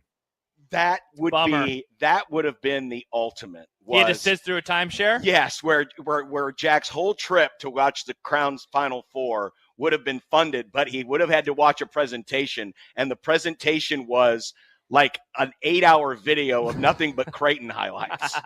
Just get some big money Creighton person, because apparently there's a lot of them out there. Just to fund Jack, but you got to watch an 8-hour presentation on Creighton. Would you have done 8 hours, Jack? Like, what's the line where you say, no, that's too many hours versus, okay, I'll do it? Would I have done it for an 8-hour presentation? It's 8 hours too long. And if so, how few hours would you need to drop to say, fine, I'll do it? I mean, at 1 or 0. I don't think I'm willing to. I don't think I'm willing to put on to go through a hard sell to get there. So, it's I wanted to sponsor some. I wanted to wear some business's shirt around Vegas, do vlogs like you've taught me to do. You and Happer, right, and Nick have taught me to do, Josh, in Vegas. The Circa Swim people, which love to just pour out rooms and comps and everything to 1620 The Zone. You've gone there like 5 times. I tag them in one post, right, and think, of course, they're going to comp me the same way they have you and probably get better, a better investment out of me, and just ghosted by them. So, Jack, do you think it's the wheel tax? They've heard your wheel tax takes and what's been said on your radio station this week, and they're like, nah, I don't know if we want to deal with this guy. I actually don't think that's relevant whatsoever. No, I just think it's I don't know what it is. It's disappointing. I think it's more relevant that all their rooms are already booked because of all the excitement for the Crown, and they don't need the extra advertising. That's going to be amazing. That'd be my guess. The Eagles are playing in the Sphere, someone just told me. Not the Philadelphia Eagles. That doesn't count. It happened more. They're all dead. Well, right? I mean, Glenn Fry is, but no. Isn't Walsh the only one who's living? The original? Don Henley's still alive, isn't he? I thought he passed away recently. I have no idea. The only Eagles that I care about is the football team, and I'm rooting against them on a a weekly basis. You say you care about them. No, I care about their demise. Yeah, They're Don dead- Henley. Don Henley is alive. He could be listening right now. His family could be listening right now. Goodness sakes! If any shirt tail relation of Don Henley is listening, I apologize for saying that your shirt tail relation was deceased. He's apparently unreal. alive. And apparently Vince Gill is now part of the Eagles. Did we know this? Did we know Vince Gill was an Eagle? I did not know this. I mean, they go through more free agents than the Philadelphia Eagles do. They brought Vince Gill in like he's Saquon Barkley. Oh, man. Now I'm just getting triggered. Jack, speaking of getting triggered, we have to talk about the latest edition. So Bryce Sanford is now a Nebraska. We were talking about Josh Diggs. No, that's your team, John. He's not a Creighton fan, at least not anymore. He was back in 2002, and they beat Florida that one time. Is this the edition of all of your favorite Husker teams in recent years? Is this like the first one that is kind of like, wow, portal is new and weird now? Because I can't remember. I was racking my brain this morning for other players that have transferred into the program, and I can't remember one that had so recently played against Nebraska and had so recently broken their hearts like this guy did not even a month ago, Jack, when it happened. Is this weird for you? Are you worried that you're going to have to root for this guy who destroyed your will to live a few weeks ago? I think it's never happened before, right? I mean, they've gotten guys from Iowa before. I mean, Aaron Eulis is from Iowa, right? Sure. Yeah, but he sat out a year, so yeah, it kind of gambling. Yeah. Oliver Martin. People forget Oliver Martin, right? I actually did forget about Oliver in football. Yeah, okay. Remember him? Yeah, he played wide receiver, right? Yeah. Mike Schaefer said he was going to lead the team in receiving one year, and he did Classic not. Homer Schaefer. Yep, classic pumping. Once again, pumping things up in the offseason, and then me being disappointed, thanks to Schaefer's Oliver Martin Heisman hype. That was always very, very. And he played for Michigan too, I believe. Right? That's double. That's right, he did. Yeah, that's double. Right. I don't know. No, I don't think I've ever quite had that experience. But I'm not worried about it. I'm not. And I knew who he was before he went to Iowa. It's kind of a weird deal, because he played against my son's high school basketball team at the Creighton team camp, oddly enough, a couple of years ago, and he was being recruited by Nebraska then and Iowa, and his brother was there, Peyton was there, and he's also from Waukee, from where my in-laws are from. My brother and sister-in-law live there. My nephew goes to school at the high school, the new Waukee High School that he goes to, so I don't know. I got some connections. I think it's pretty cool that he's coming. So that's good. Oh, there you go. All right. Good. Yeah. I was worried that you're going to be sad about it. No, I mean, think about it this way. Like if this would have been in existence in the past, if Billy Sims would have transferred to Nebraska, people would have instantly cool. I'm great. Yeah. Awesome. Yeah. I don't think I would.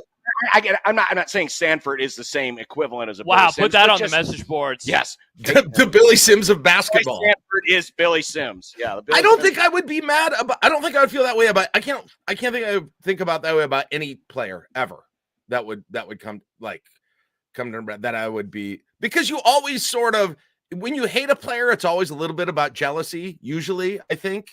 Yeah. Probably, and so if anybody came to Nebraska, I think I would feel good about that, even if it was from somebody who's had some success with, hey, he's a 40% 3-point shooter, right? Hey, there you go. Exciting.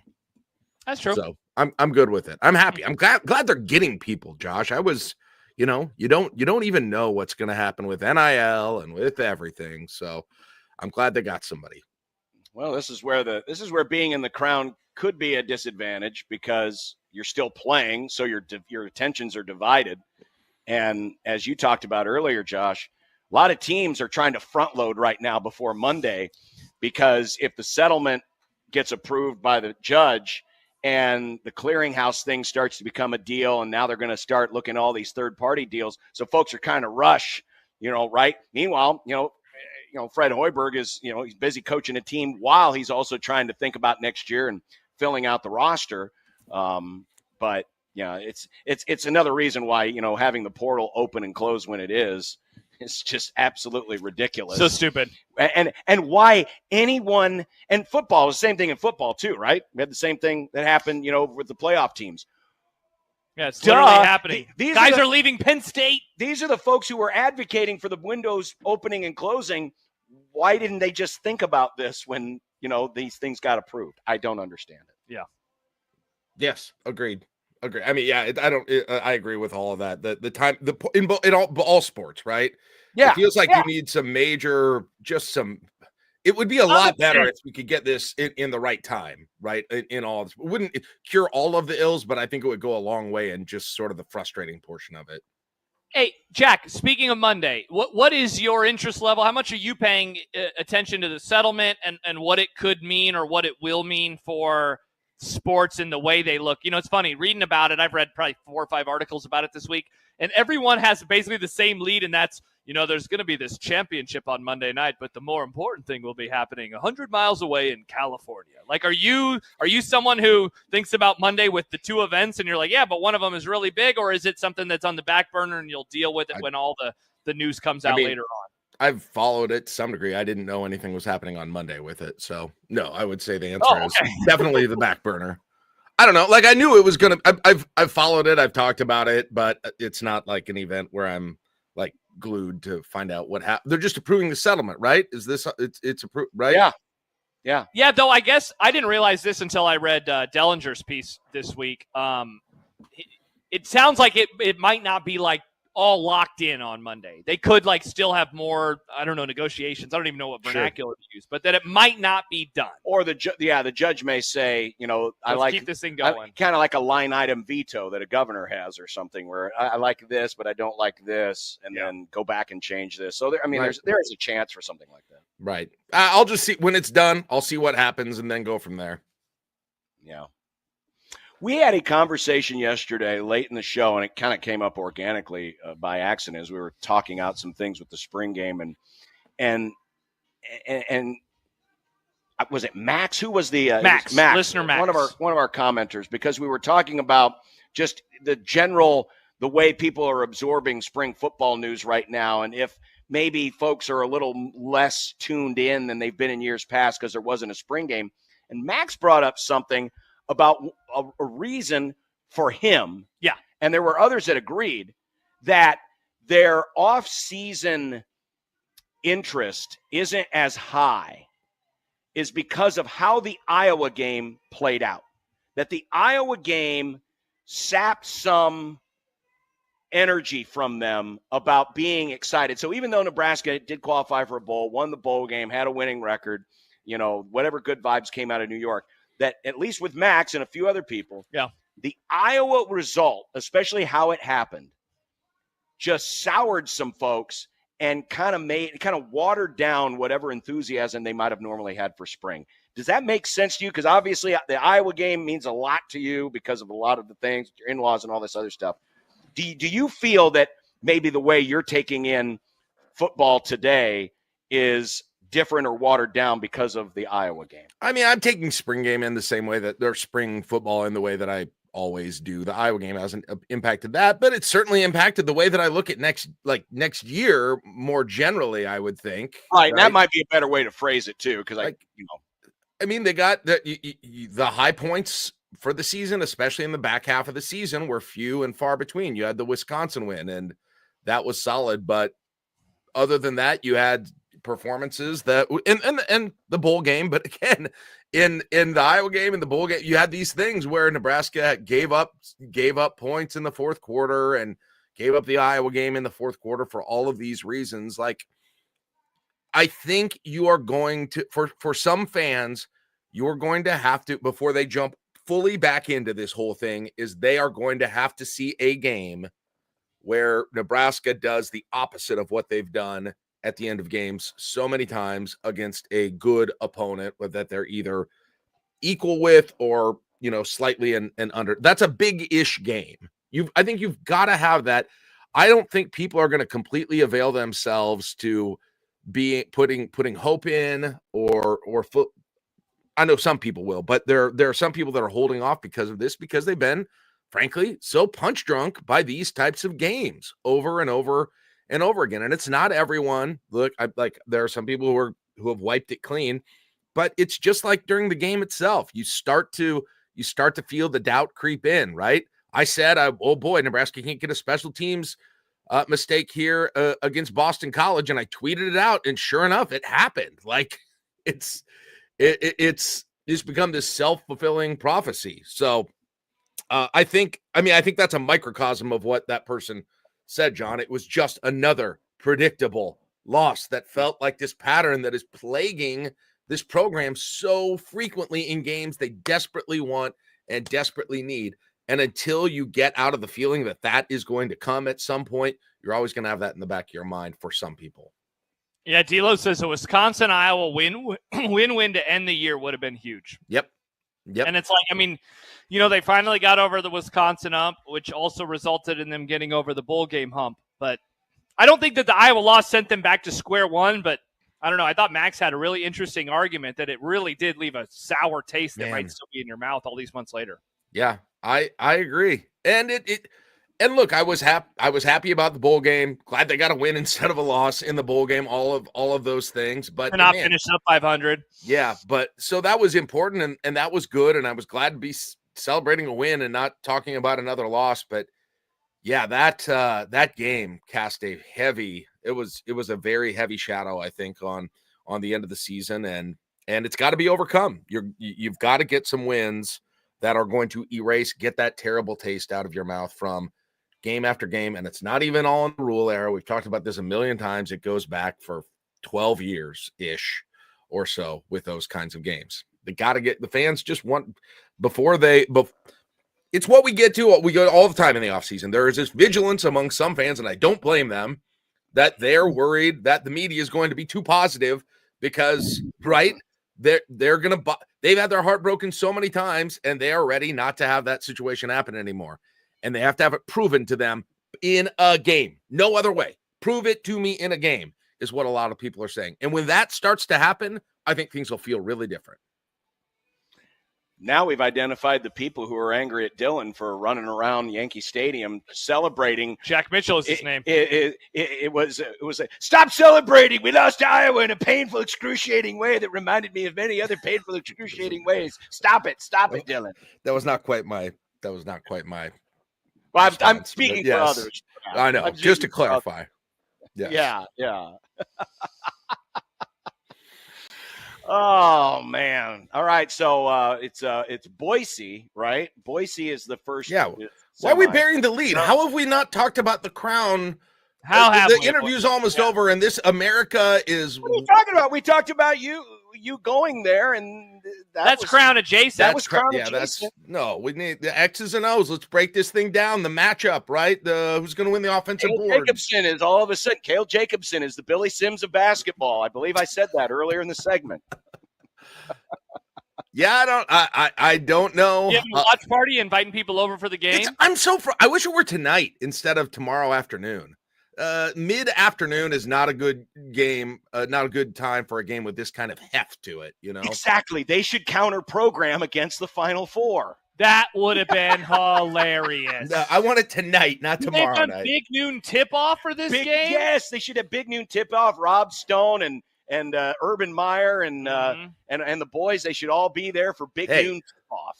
If they get there Sunday night, I will consider having some sort of a significant gathering. If it was nice enough, I'd put it up on the garage door.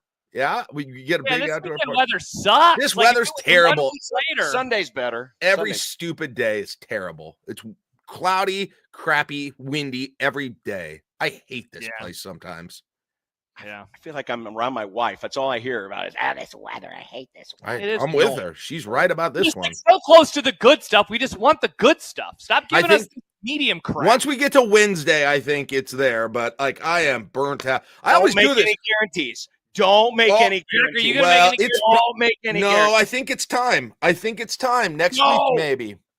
Let's go, Jack. I'm proud of you. I think what's happened is the weather has gotten comfortable, right? And they've gotten comfortable because they don't know it knows it doesn't have me challenging it, right? And so it's like, maybe I'll creep some crappy weather further and further into April. If I don't act at some point, it's going to be Memorial Day and it's going to be 42, 30-mile-an-hour wind out of the north and drizzling all day. And we can't have that. We cannot have that for that far. We're going to get it if you make any guarantees. Jack, I believe in you. I think this is the year that that the Yeah, city Josh of has been saying Lincoln. about that with the Cowboys for 30 years. I It's think this not is the years. year I make the 60-degree guarantee, and finally, I don't lose it on any technicalities or any airport thermometers that Oh, don't you work. guys and I- your technicality. I win it, and there's I assume there'll be a parade. That's not my choice. That's up to the people, right? If that's something they feel like they need, a parade for me, kind of carried in some kind of a throne throughout the streets of Lincoln. That's kind of what I think maybe will happen this time around. Jack, I think you do it. It looks like on Monday in Omaha it's in the 50s. I think that's the day when I think after that we are golden. I think we are glorious. I think maybe Wednesday. Then I'm going to deem what the punishment is when you are wrong. You will have to do another walk of shame wearing Creighton gear. Oh God, the Jack. whole time. I probably have worn Creighton gear on one of those. You wear a red hat one of those times? Yes, Jack? thank you. Yes, John. Yikes. Yes. I've worn Texas gear. I've worn Missouri gear. I've worn Iowa State gear. I don't know if the jersey I of wore a the Northwestern. of a coach Yes. who allowed players to assault other players. Yes, I still have that. You had a Patty Fitz jersey on, remember? Yeah, I do. Remember Pat Fitzgerald, John? Yeah. Remember? Yeah, I remember. Wow, Jack, Coach that's boyfriend. disturbing and disgusting. Yeah, I Yep. didn't know then. I just thought he was a mediocre coach. Nice. You talk about a guy who has disappeared off the radar. I mean, didn't he sue somebody? Did he sue Northwestern? He is. That case might be still pending. Yeah, I think it is. And that's been 3 years ago. He'll be back. If John Gruden can come back, then they're all coming back. Yeah. He's riding it out. Back. He'll be a DC. He'll be a defensive coordinator for Georgia or something pretty soon. You know it. He'll be back. Yeah. It'll be in the South. It'll be in the South. I promise you. Okay. All right. Well, there he is, Jack Mitchell. It was sad that he's not headed to the Crown, but maybe he'll have a watch party on his garage. Good luck, Jack. We'll see. GBR. We're gonna Basketball. bring home the crown. Raising banners live forever, guys. You realize we've got storylines here. Not so much with Boise, but if they make the finals, it's either the Scott Frost Bowl because it's UCF or it's Villanova. Yes. So there's storylines. Villanova. How do you distract? Yeah, I see. You don't have to be distracted. Well, yeah, you're the one that's like gestating and looking I like and doing your, all this stuff. Your coat. Yeah. That is awesome. Another Big East, Big Ten matchup. A lot of people are talking about it. A lot of people about it. Those sweet, sweet crown shares. I believe for the championship, the winning conference gets those delicious Hershey pies they serve at Burger King. Those are legit. Oh, that's exciting. Oh, hi, Connor. Yep, Connor's here. He's filling in for me. I'm heading out. Have a good weekend, boys. All right. Okay. Bye, Jack. Well, that was weird. See you later. Yeah, that was weird. Weird indeed. All right. Have a good one. Jack Mitchell, everyone. I don't think Nick has been paying attention to a single thing. Have you been asleep? No. Okay. I've been Wow, here. look at the the whole time. difference. Look at the difference in our cameras, Josh. Look at the blue in Connor's jacket. Yep. And it's a lighter blue on mine. It's much darker on yours. Yep. My And camera is you good. know what the actual but you know what the actual color is? It's between those two. Do you think so? Because I think on yours the blue is a lot brighter, and on Interesting. mine it's a lot darker, and it's like in the middle. Interesting. Happer, you look good. You do. Baseball. Baseball. We're at Baseball. baseball. They have taken the tarp off the field. There will be no rain. We're going to play baseball. Did you just guarantee the rain is done? We're going to play baseball tonight. Yikes. Be a real shame if you guys sat around for a few hours waiting. Yes, it would. Yeah, that would suck. Uh-huh. All right, we will come back. We've got our guest from Covers.com. We're going to talk about the Final Four. And Jason Logan. Not Jason Green. Jason Yes, Logan. thank you. Jason Logan. Yeah. From Covers.com will join us. And more as we continue. It's Unsportsmanlike Conduct on 1620 The Zone.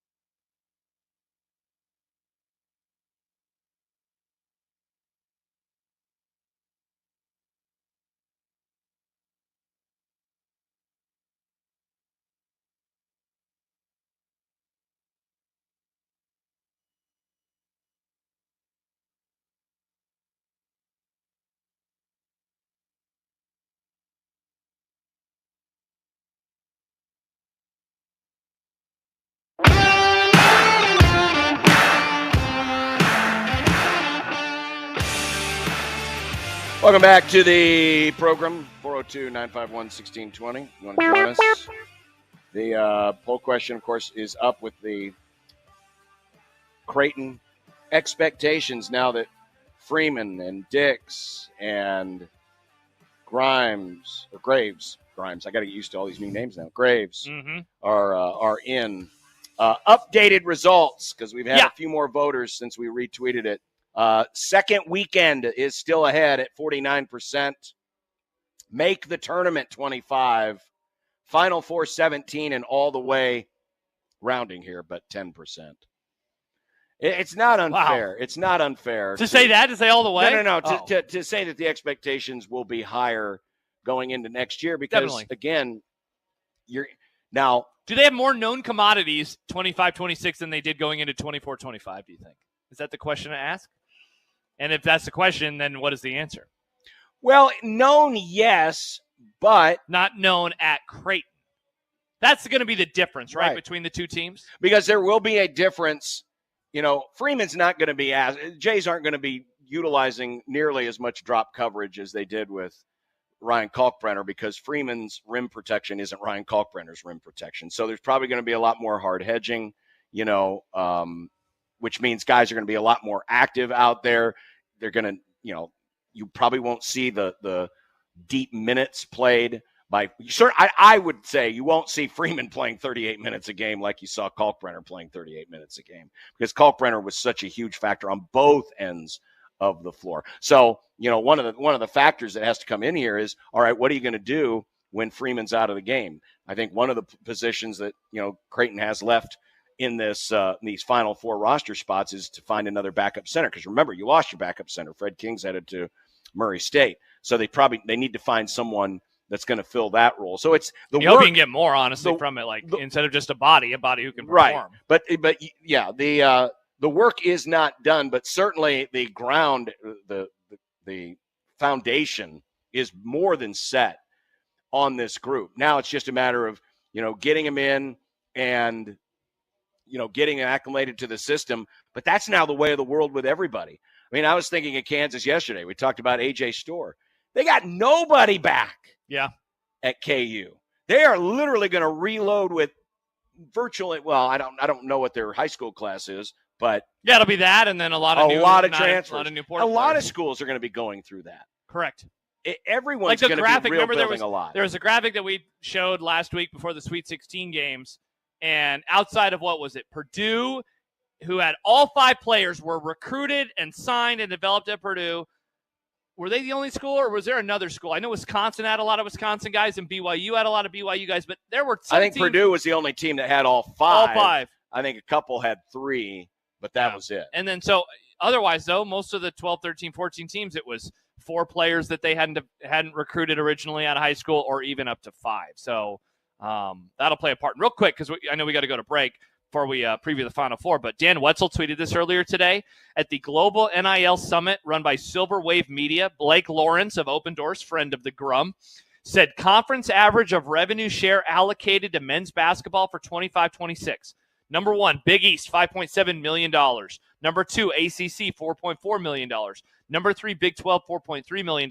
Number 4, Big 10, $3.2 million. And number 5, SEC, $3.1 million. That's according to the Open Doors data. And that's rev share, which is fascinating that they have some of those numbers already.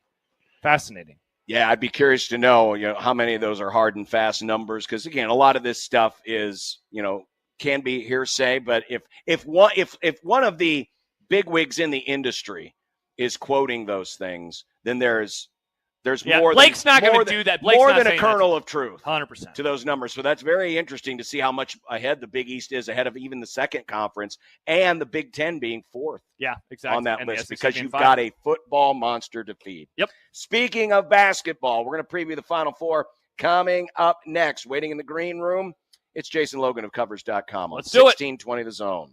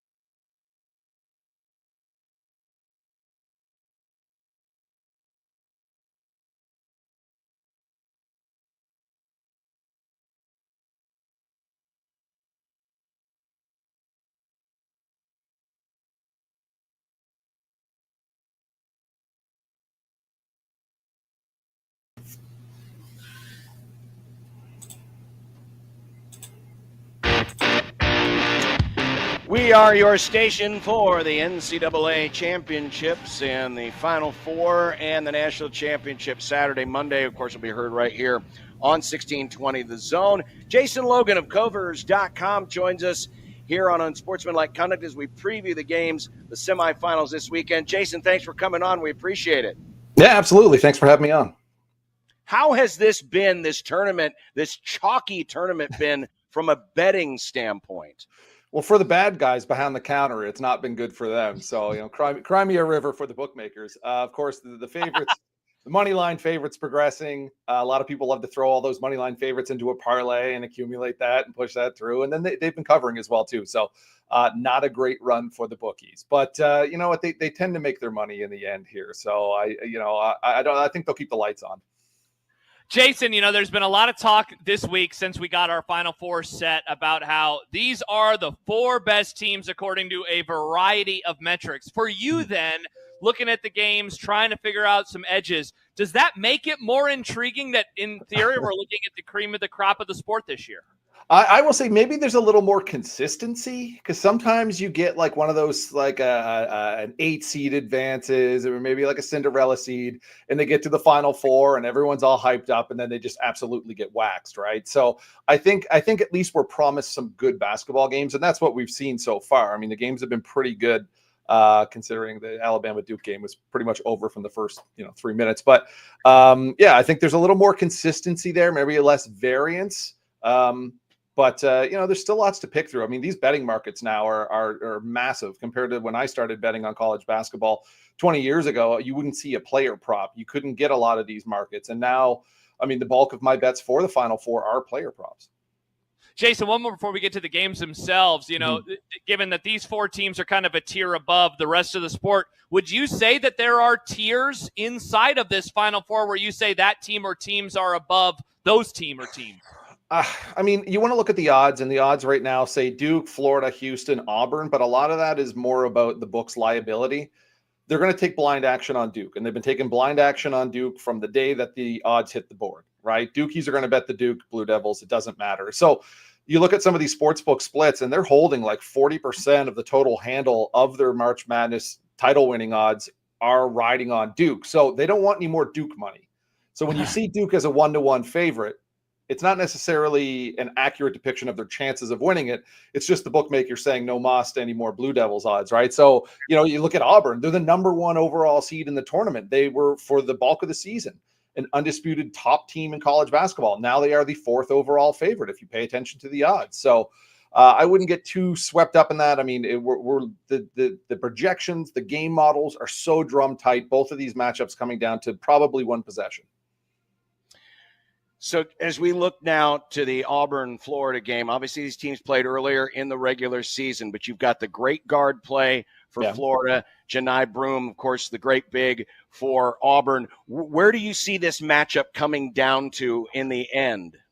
Sure. I think the 2 kind of X factors or the 2 things that will determine this game is Broome and his health and how much Florida wants to test his mobility. Is his knee all right? We're going to find out because Florida runs a lot of high screens. They've got some forwards too that can play above the free throw line. I really like Alex Condon in this game. And he's a guy that they can evolve in the pick and roll and see how Broome is going to adapt, see how much he hedges. Are they going to continue to drop coverage? Is he going to get in a bad matchup where he's now guarding Clayton and Clayton can just blow past him?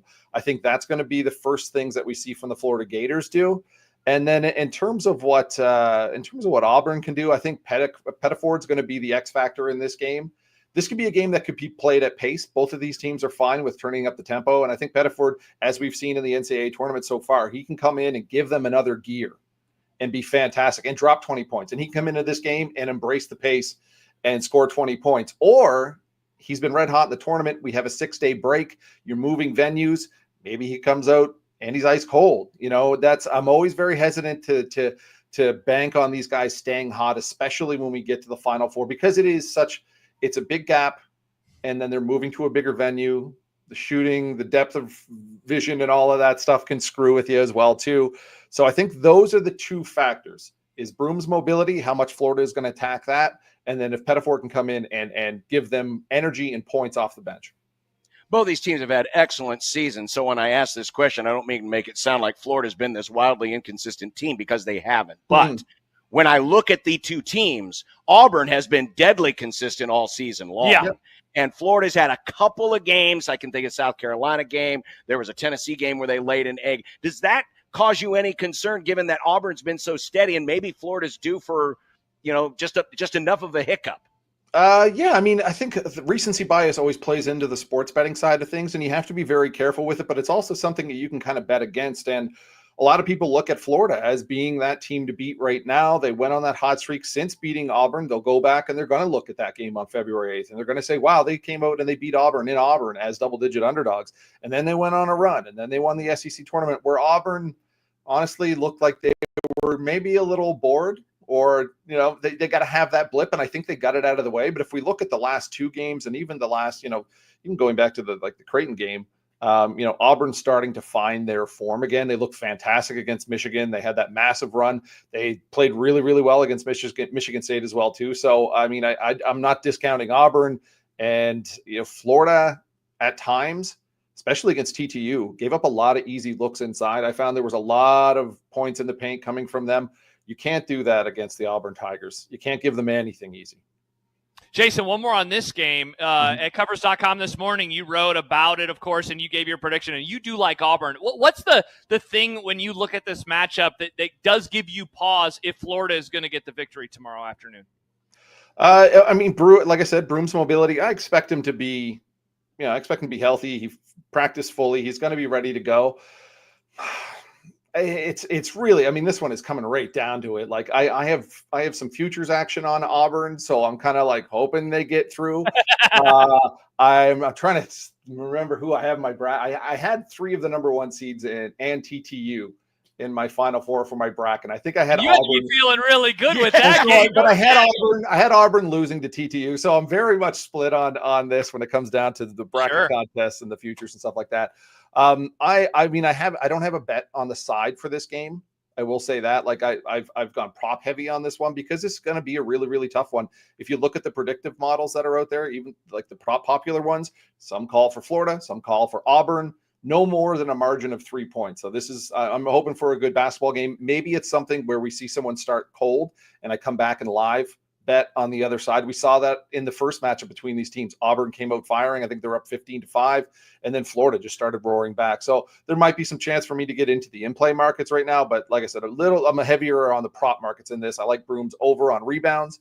I took Pettiford over on threes, and I talked about Alex Condon. I think this is going to be a breakout game for him because he's been playing with a bum ankle the last 2 games, and he's kind of been playing with a bum ankle since like mid-February.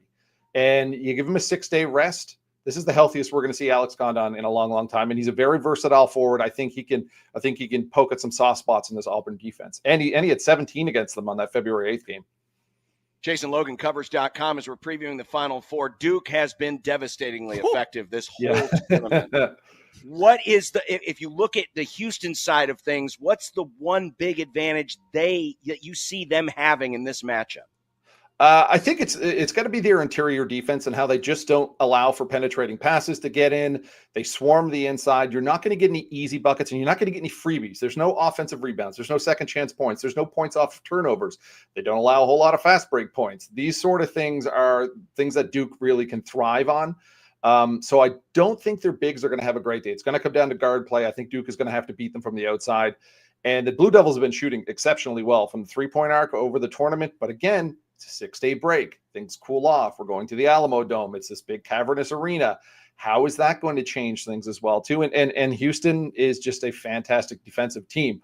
So I think this one is going to be another close one. I would like to, if I like the Cougars, if I'm betting on the underdog here, plus 5.5, it's +5, +5.5. You want to get that +5.5 if you like Houston.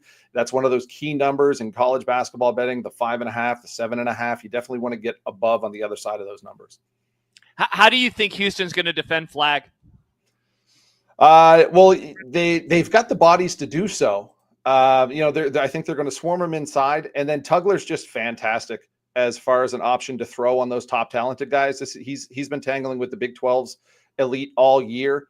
You know, he's what, 6'8", 6'9", 230. So he has a big body. He's not going to give up any room to him. And then he has a 7'6" wingspan, which makes up a lot of space. You can close out on someone. You know, you can kind of give them a little bit of buffer and close out when you have a 7'6" wingspan to make up some space there. So I think they're going to try to push Flag out to the outside. If he can get hot from outside, then I think they're in trouble.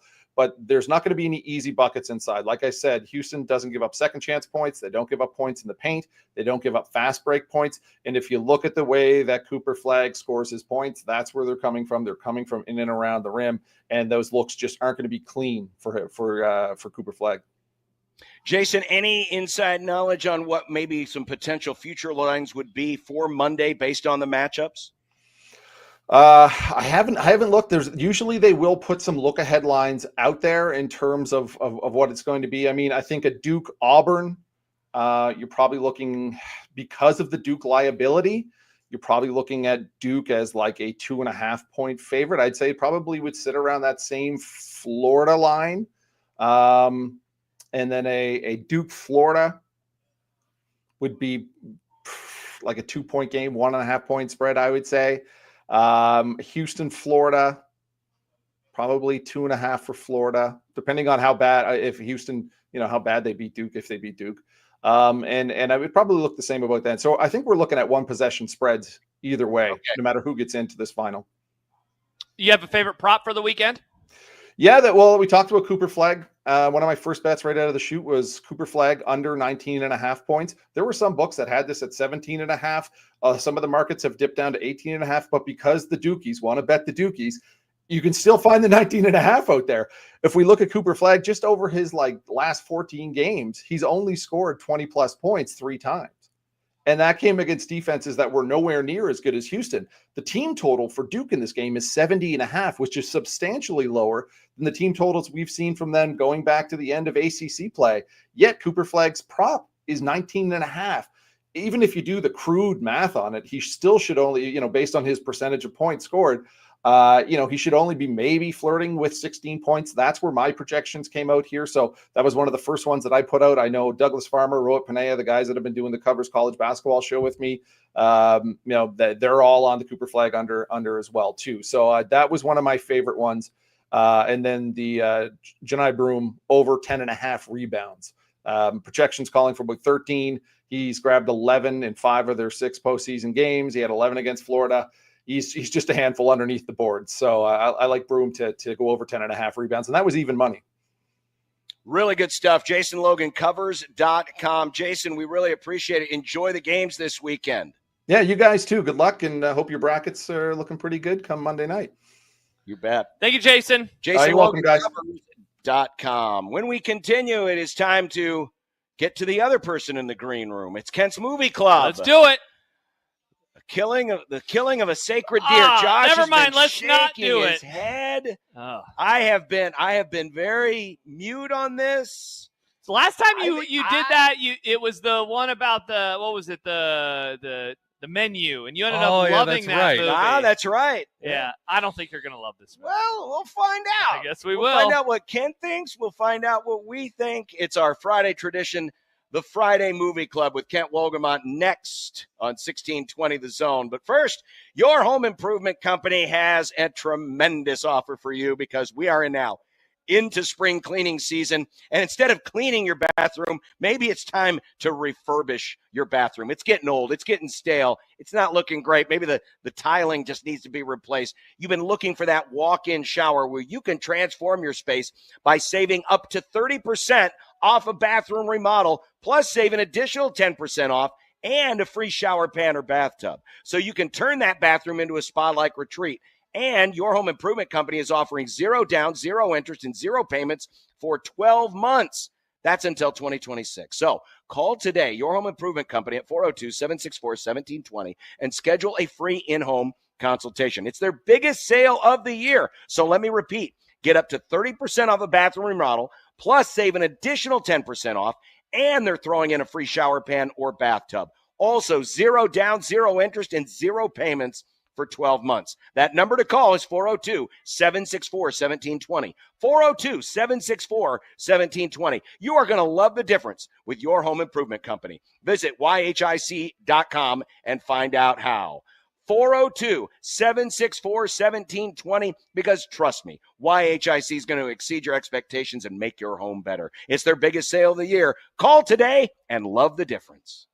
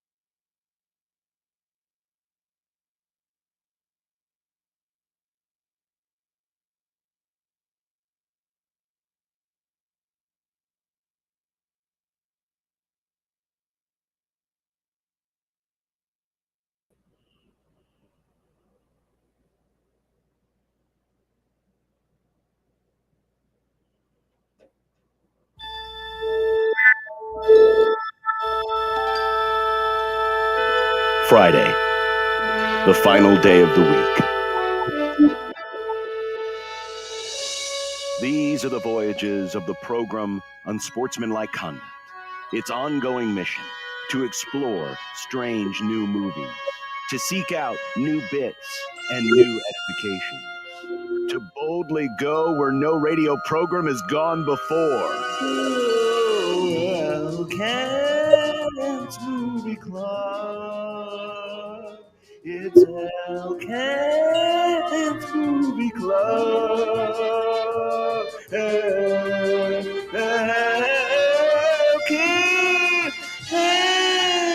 Movie Club. It's Elkins Movie Club. I couldn't participate in the head bob. I'm zeroed in on the end of this Cubs game. My reliever, Elvis Presley, sucks. I hate him. Elvis has left the building. It sounds like he should leave the building. I can't have this. Too many walks. You can't be walking people. Too Hello, many Kent. walks. What is this? Hello. Kent's Movie Club this week. Nick actually picked this movie a couple weeks ago and then realized, I forgot I'm going to be gone. So we had to call an audible last week. So this has been on the queue for a couple of weeks now. Yeah. And now it is on the table in front of us. It's The Killing of a Sacred Deer. Yeah.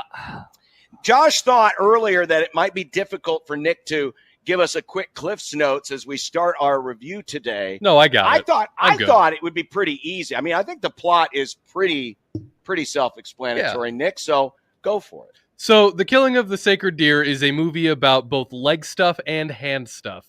I'm kidding. I mean, I'm not, but he has good hands. Well, there were other appendages that were also discussed. Does she get naked? In reality, this movie is a modern retelling of the Greek story Iphigenia at Alice, in which Agamemnon killed a sacred deer, and Artemis got all pissed off at him for that. So then she's like, you got to kill your daughter. Otherwise, I'm not going to let you get to Troy so you could do the invasion. And that's what this movie is kind of based on. Except that it does it in a really weird way. This doctor kills this kid's dad after his dad had some heart stuff. And the kid kind of worms his way into the life. And things only get weirder and crazier from there. That's the best way I can describe this.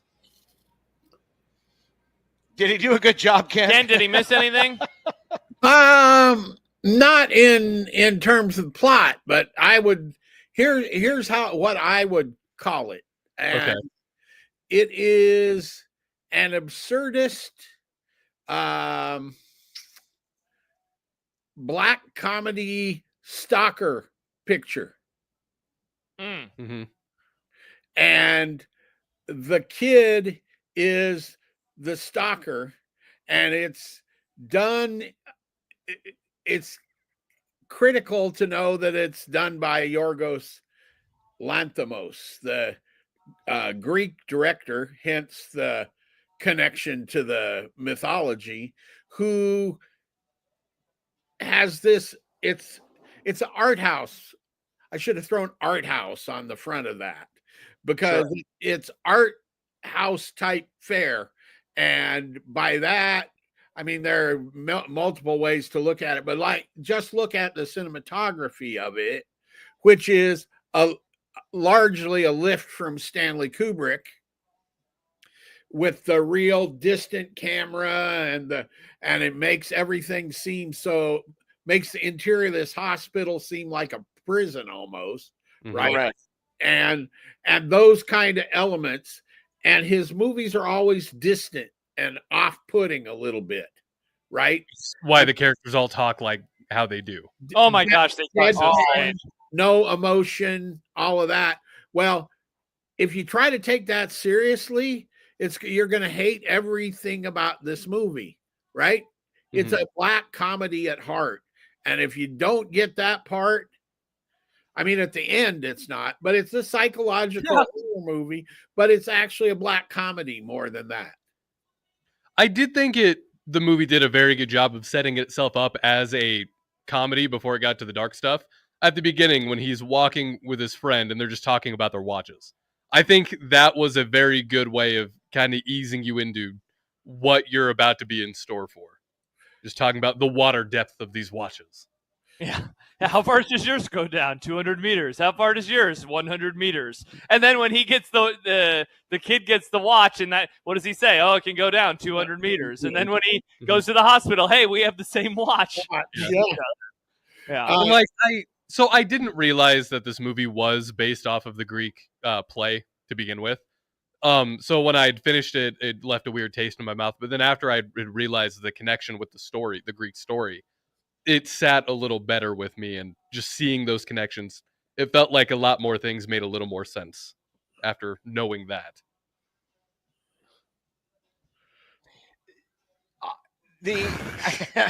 I spent a good chunk of this movie dreading that I was going to hate it because it was trending in that direction. Yeah. It was trending in that direction of, well, wait, as you're watching it or as I'm watching okay. it. But then there was an element to it where it's like, but I like the story. I like where this is going as a story. And that's what kept me going and kept me from really disliking it. Interesting. The problem was, I think this is a movie that could have been a really good movie. I mean, because of the premise? Because of the premise. But because they took it in this absurdist, and Kent calls it a black comedy direction. And by the way, I didn't laugh really much at much of it, but if it would have tried to at least be a little less absurdist, I think they really could have hit it out of the park. I don't remember who mentioned it about the dialogue. And every conversation was like this. It was very flat. Josh, you're wearing a blue hat today. I am also wearing a blue hat today. And what are we having for dinner? We are having spinach. Oh, I don't like spinach. Do you want to go for a walk? Can I bring my dog? No, I don't want you to bring your dog. Exactly. Yeah. And it was driving me nuts. Yeah. Mm-hmm. I mean, even like the scene with Colin Farrell and Nicole Kidman. Which one? Where the one where they're going to be making love. Yeah. Mm-hmm. You talking about the early one? Yes. Yeah. And she's just laying there flat on the bed like she's dead. Yeah. It's just like, what are we doing here? I thought the story deserved. It was really good, and if it would have been treated a little less absurdist, I think it really would have connected with me. Yeah, you know what's interesting, Kent, is so the kid, the main kid, and that is Martin, who is played by it's Barry Keoghan, right? Is how it's pronounced his last name? Yep. So like the way he delivered his dialogue early on, I'm thinking, okay, so this is, this kid is really interesting and, dare I just say weird, but everyone talked like him. Mm-hmm. And I think that's the part for me. I'm with John now that I'm thinking about it. I mean, the story is very fascinating. I found myself really enjoying, what was the movie we did recently? White Noise. I liked the first half more than the second half yet again. I very much enjoyed the first half of this. Not enjoyed, but I thought it was going in a very interesting direction. But I think for me, maybe what I was butting my head up against a wall was the characters and just how freaking weird all of them were. Every conversation was stilted and odd to the point where I just couldn't get past it. And all of that is pure Yorgos, right? The director. His movies are, by definition, absurd. That's his, right? I mean, did we watch Poorer Things? No, we never have. Well, that's his movie, right? Okay. And then he had another one last year. This was his first English language movie. His previous two pictures had been, like best foreign film type nominees. This was his first English language movie, and it's the one that's come closest to being a conventional genre film, right? With the story, if you boil the story down, that's something that, pick one. some other, most any other director could have made in some fashion, and probably would have been well more satisfying that to you guys than the way Yorgos makes his movies. That's one. Two, the whole idea of, I guess in a way, his movies are full of contempt for people, period. Yeah. Everybody. Yeah. Right? Mhm. And that's part of how those characters are created.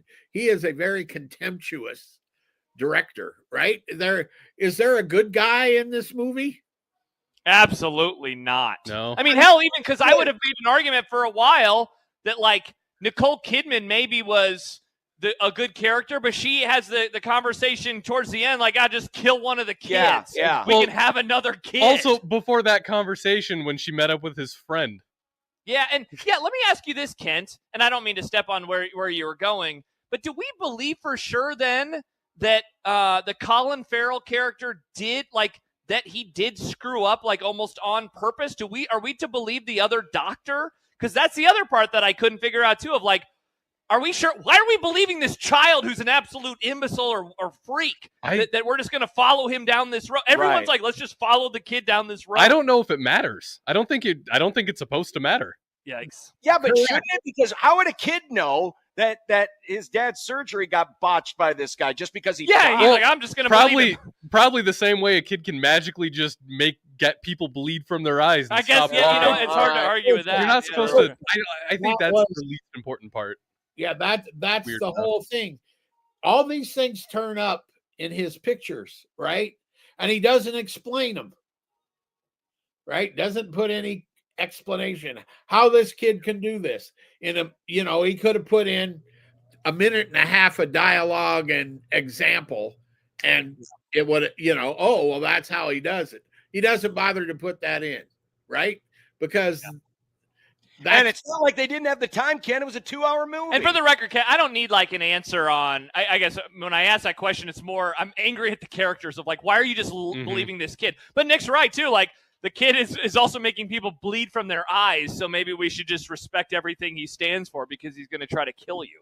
Yeah, and it's a play with the genre, right? So you don't have. In that sense, he's messing with the genre by not giving you the backstory explanation, all of that, right? Yeah. I mean, he's messing with you in a way that is very subtle in that sense. Well, Ken, he's messing with you almost in a way that the kid and his mom were messing with the Colin Farrell character when he shows up to watch the movie, and he's like, I love it too. He's just like, you know what? I'm a little tired as it's still sunny and everything. I'm going to bed. Watch and then Groundhog Day. Yeah, let's get it on into us trying to do things together. Yeah, like I thought this was a brilliant bit of casting to cast Alicia Silverstone as the mom. Mm-hmm. Because of how we think about her and her and like what she is kind of stood for, or whatever you want to say. Exactly what she was in the 90s, 80s, 90s movies. Another bit of messing with us that this guy did in this story. So in the original Greek story, what happened is Agamemnon's daughter did sacrifice herself so they could, go on to Troy. She's like, I will kill myself. And that almost happened in this movie too, but I think he wanted to circumvent expectation, which is what caused him to do the whole blindfolded spinny round thing with the gun, which that's probably the most outwardly comedic thing that I think happened in this dark comedic movie. What did you guys think about how he made the decision? I mean, he just didn't want to make it. Yeah. Well, yeah, or he didn't want to take responsibility for any of his actions, going all the way back to the first thing that triggered this with the guy dying. Sure. And so by pulling the hat over his eyes and spinning around, he didn't have to make the decision. It wasn't him. He didn't have to make decision, therefore didn't have to take the same responsibility. Yeah. So it just keeps in character with him all the way through the movie. And the ending I thought was perfect. Yeah, I didn't mind at the restaurant. Yeah, I didn't mind the ending, and I thought Barry Keoghan, who played the kid, Martinling, I thought he did very well. That was great. I mean, it was really good. To play that kind of a character, because there's sometimes the best villains, and I know we established earlier there really are no good guys in this, but certainly he is the prime he's the villain of the piece, no question. That there has to be an element of likability. It's kind of like, oh my God, from Psycho. Tony Perkins? Tony Perkins' character. The character. Bates. Norman Bates. He played, this character is very similar to Norman Bates in that at the beginning he seems very, mild-mannered and nice and polite and, doing all these things, but then, here's a watch. Then a little bit, it just slowly but surely you start to realize something's not right here. Yeah, you think, early on you're like, okay, the kid's gone through a lot. Sure. Not everything is right with him anymore. For me, it was the scene though when he invites him over for the movie and he's trying to hook him up with his mom, and then she has a great body, like all that stuff. It's like, okay, never mind. This kid something's really wrong with him. He starts poisoning people. I think weirdly enough, the most unsettling scene, for this kid, for me, was the spaghetti scene. It was just like the way he was holding the spaghetti, the way he was like eating it, and just everybody eats spaghetti like I do. No, everybody does. That was such an off-putting scene for me, and I really liked it. I liked that scene. I don't want to give away too much, but the scene with Colin Farrell and his son when he's, when they're playing the game of I'll tell you a truth if you tell me a truth. Yeah. And then Colin Farrell's story, I'm just like, brother. That was wild. I think old Yorgos has a thing for hands. I'll just put it that way. Yeah. A lot of references to hands. Like Quentin Tarantino likes feet. He likes hands. Yeah, the hands and things you can do with your hands. Oh, yeah. I think old Yorgos has a thing with that. Yeah. I'm just going to. At least he did with this movie. At some point, one of you guys needs to pick poorer things. Not next week. You don't need Yorgos 2 weeks in a row. No, we might have to take a break from old Yorgos for a while. Well, Nick's been threatening The Lobster for years. I have. So... The Lobster's great. Oh. Nick, did you like this movie? It seems I can't. First of all, Nick, did you steal somebody's term paper? You're coming to this movie club with takes and opinions I've never heard from you before. Talking about Greek mythology. I do research after I watch these movies. All right, you know that. Right. I know, but you've never come with this type of research before. That's because I think it's fascinating. Because I didn't realize it was a modern retelling of that Greek story, and then I didn't really like the movie at first. But like I said earlier, after I realized what it was based on, I don't love the movie, but I understand the movie a little more now after understanding what the source material was. And then I did like a lot of the shots and stuff. I really liked a lot of those artsy shots and stuff. And there were some scenes like the spaghetti scene. I thought it was really well done. Yeah. I thought it was a compelling story too. I didn't love the movie though. Yeah, like John said, I thought the story was really good. Yeah, again, I think there was an opportunity here for a really good movie because I think the story at its heart was really fascinating. It needed less absurdist, and I thought it needed to, because you need to feel for these people, right? Yeah. You need the fact that these kids are being sacrificed. You need to feel for these people that they're going through this Sophie's Choice-like decision. And you don't feel for these people because they're wooden and there's nothing. They deserve to die, and I hope they burn in hell. In the words of Samuel L. It Jackson. Needed that. That's what I thought. I didn't hate it. I just thought there was a great movie that could have come out of this if it would have been treated a little differently. Yeah. So there it is. The Killing of a Sacred Deer. Mm-hmm. Check it out for yourself. If you want to see Nicole Kidman get pantsed, you can. You see some side boob. Yeah, a little. Yeah.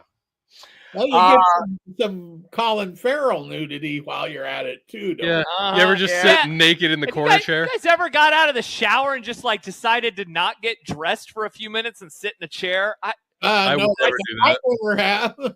I never have. It's like Ken. It reminded me in a way of Oppenheimer, where suddenly Oppenheimer is just chilling in the chair naked, talking to Florence Pugh's character for a little bit, and I'm like, I don't think I've ever done that. I like clothes. I like putting clothes back I don't want to put on. my bare butt on a place that I sit at. There you go. Not a bad take there, Nick. Not a bad take at all. All right, next week. Kent, you are going to say the words that you say all the time. Now, I might have watched this movie once. I am not for sure, but I can tell you that Nick and John have not. In honor and remembrance of Val Kilmer, we are watching Tombstone. You what? Nice. Indeed. You guys have not serious. I've never seen it. You've not. Oh my god! My dad went through a Western phase when I was a kid, and I'm pretty sure this was one of those movies that he was watching. I didn't pay attention. I didn't like Westerns. It wasn't Star Wars. It wasn't Star Wars. As I explained though earlier, the Wyatt Earp movie came out around the same time, and I saw that one, and I didn't feel the need to see the same story again.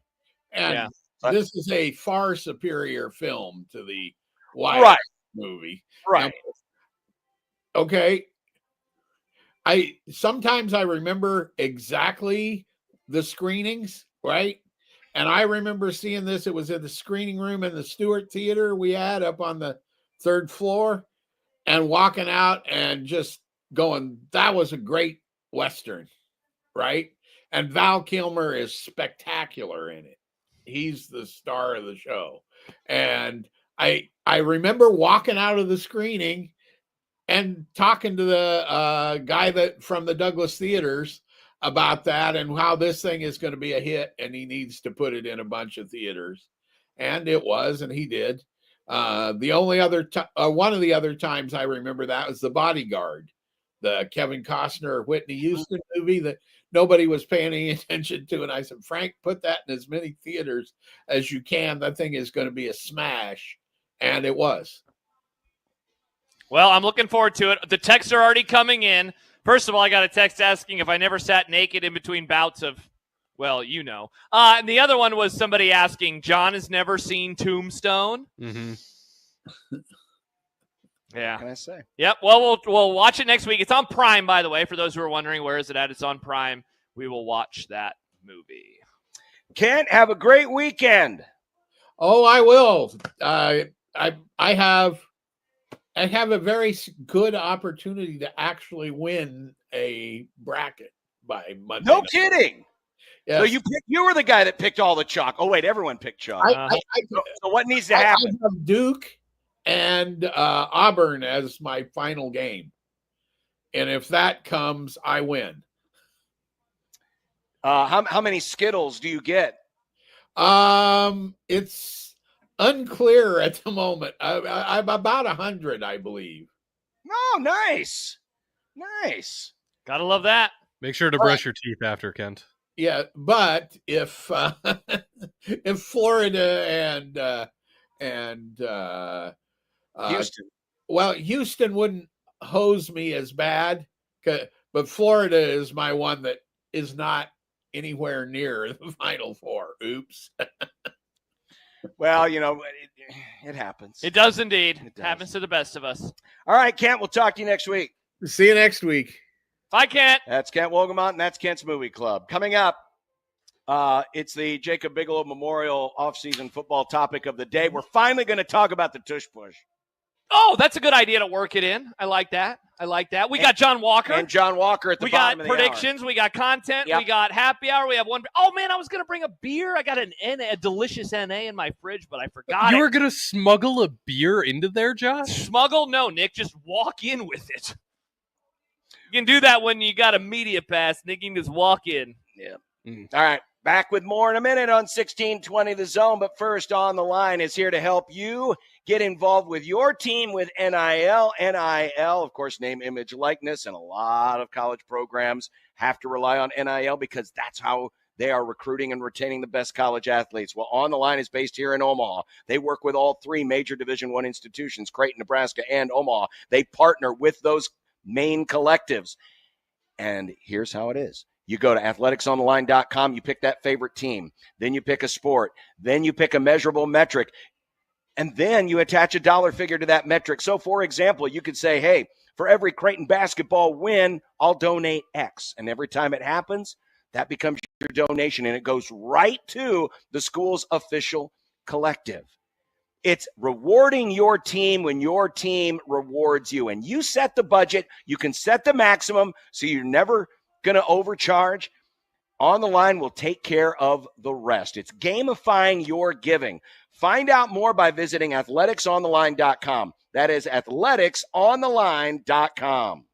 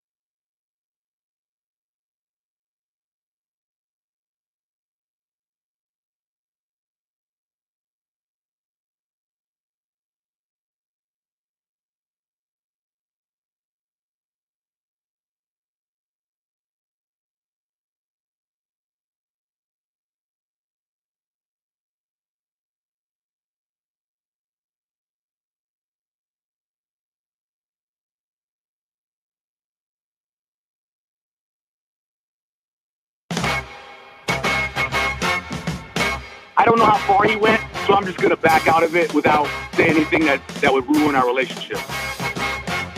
Everything's football brand, though. We're sitting here in Omaha, Nebraska, talking about college basketball, and there are people employed by your radio station that have been itching to talk about spring practice the last 2 weeks because they think that that's relevant and that's what needs to be talked about in the month of March.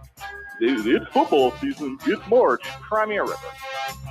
Like, yeah, it's a football conference. Yeah, it's football. They care. Football. Give me all the Kool-Aid for sure. My apologies. It is time for the Jacob Bigelow Memorial Offseason Football Topic of the Day. Today's topic we've teased for a couple of days now, but the Tush push. We're finally getting to it. The most controversial play in the history of football, apparently. Mm-hmm. Well, the Green Bay Packers proposed to get rid of the play. They took a vote on it, straw poll, found out that they're about 8 votes shy. They need 24. Yeah. 24 of the 32 teams have to vote for something for it to be new or be put in the rule book. They only got 16. So the commissioner, they tabled it. Which is always so interesting. It just means like, we're still going to, like, we really want to do this. Please, can we do this? Please, please, please. Exactly. And that's what Albert Breer was pointing out earlier this week from SI.com was this is Roger Goodell's way of saying, I don't like this. I don't want this. And so we're going to spend the next couple of months strong-arming people and cajoling people and schmoozing people to come over to their side. And, of course, you ask the question, well, why? Why are we getting rid of this? And, of course, one of the main reasons at the very beginning was, well, the Eagles are just really good at it, and it's not football. We've heard all of this stuff. But I was reading from a ESPN.com story from Kalen Kaler of ESPN.com. And the chief medical officer for the NFL, Dr. Alan Sills, has harped on the injury risk about this play to anyone that will listen to it. Yeah. An unnamed owner told ESPN that Dr. Sills said it's all about health and safety. It's not if, but when a catastrophic injury occurs. So they're not, as a result of the Tush push. They're not so much worried about what hasn't happened, but they are essentially, Goodell wants them to govern to avoid what they think it will be a like truly awful. Let's just be frank. Talking about a neck injury, something really, really, really bad inside of that little area of football, right? Is what they're concerned about. Could I ask a question, an earnest question? Sure.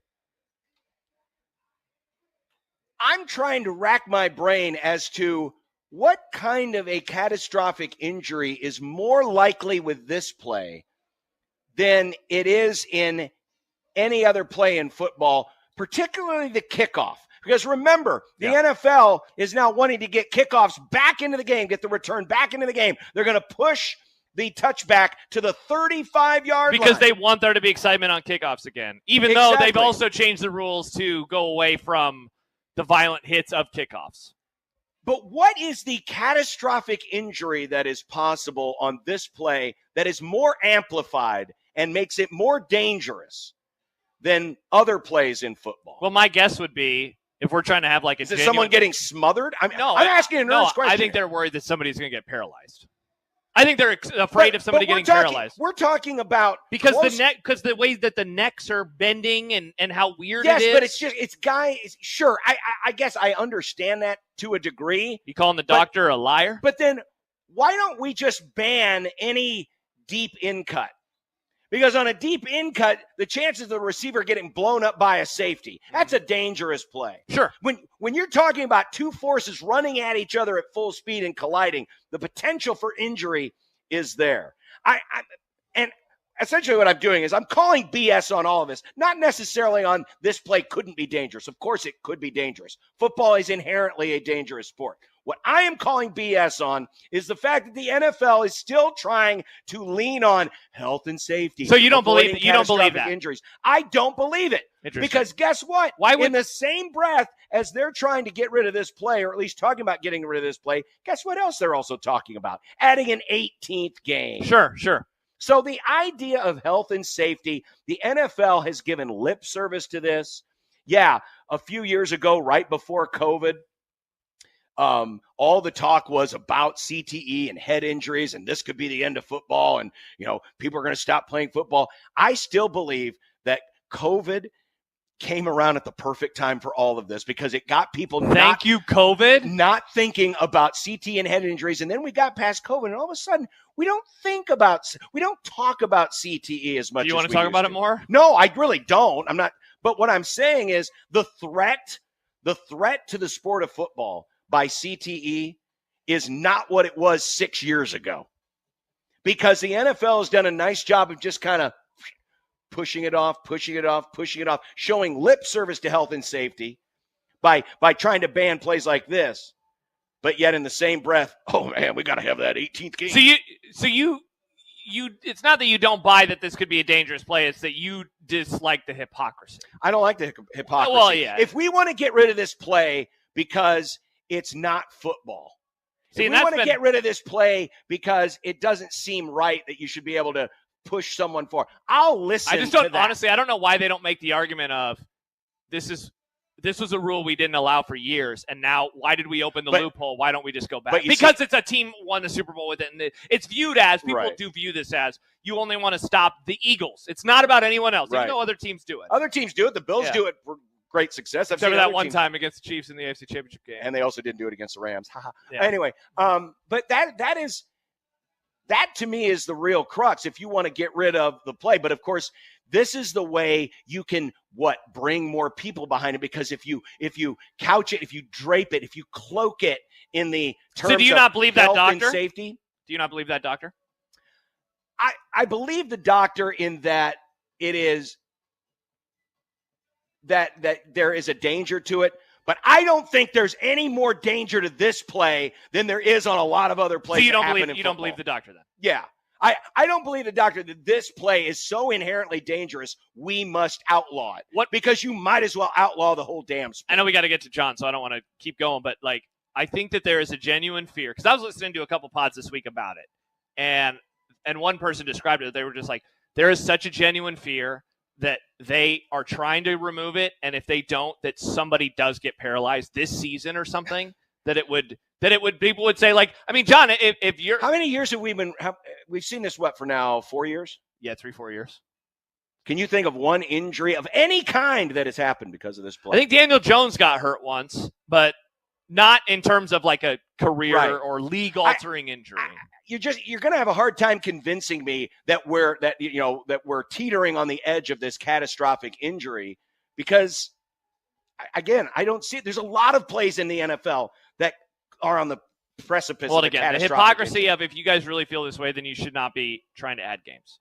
Precisely. If you feel this way, precisely, you shouldn't be trying. You shouldn't be trying to advocate for teams returning kickoffs. For sure, yeah, they just get rid of the kickoff. If you really care about the them. NFL uses health and safety as an excuse for things when it's convenient for them. Yeah. Or when it's convenient for the advocates who are doing the talking. Yeah. Coming up next, we're going to talk with John Walker of Omaha.com. Basketball. We're moving on from the football to the basketball. Yeah, we're going back, Jacob. Don't worry. Because Josh Dix is a Creighton Blue Jay. Owen Freeman is a Creighton Blue Jay. Everyone. Nick Graves is a Creighton. Are we going to ask him how much did they pay him? We're going to say how much did they pay him? Well, I'd be curious to know if he's hearing anything All out right, there. all right. On 1620 The Zone.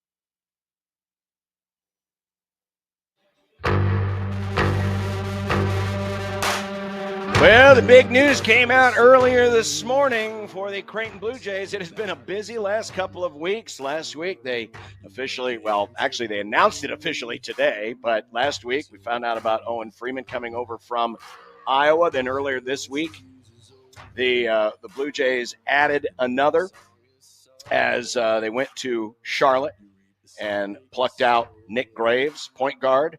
And now today, maybe the biggest fish, Josh Dix, combo guard from Iowa, 40% three-point shooter, and certainly one of the most sought-after prospects so far this cycle in the transfer portal. So to break it all down for us, the guy who was the first I saw tweet about it this morning. Nice. First reported by John Walker of Omaha.com. Hello, John.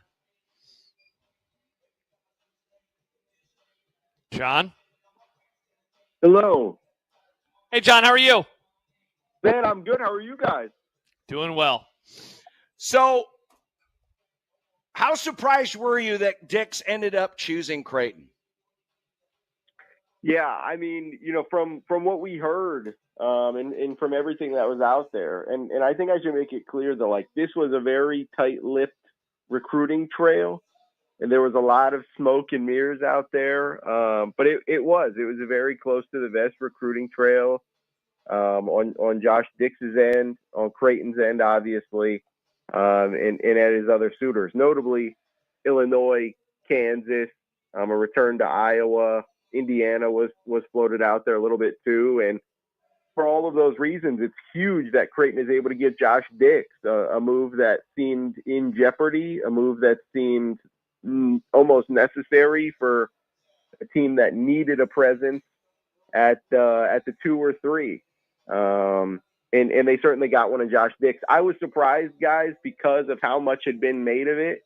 And you never know what each portal prospect prioritizes. And for Josh Dix, he gets a chance to come home, and I'm sure he gets a nice check to go with it, as other schools would have offered him too.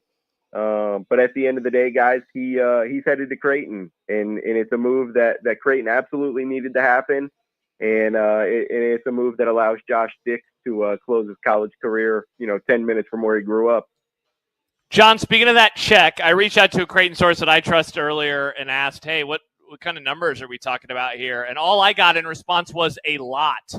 The direct quote, those 2 words. Any idea what kind of waters we're talking about that Creighton was fishing in? Guys, the on-3 valuation, because again, NIL information, this is a little peek behind the scenes. NIL information is not public for anybody who doesn't know.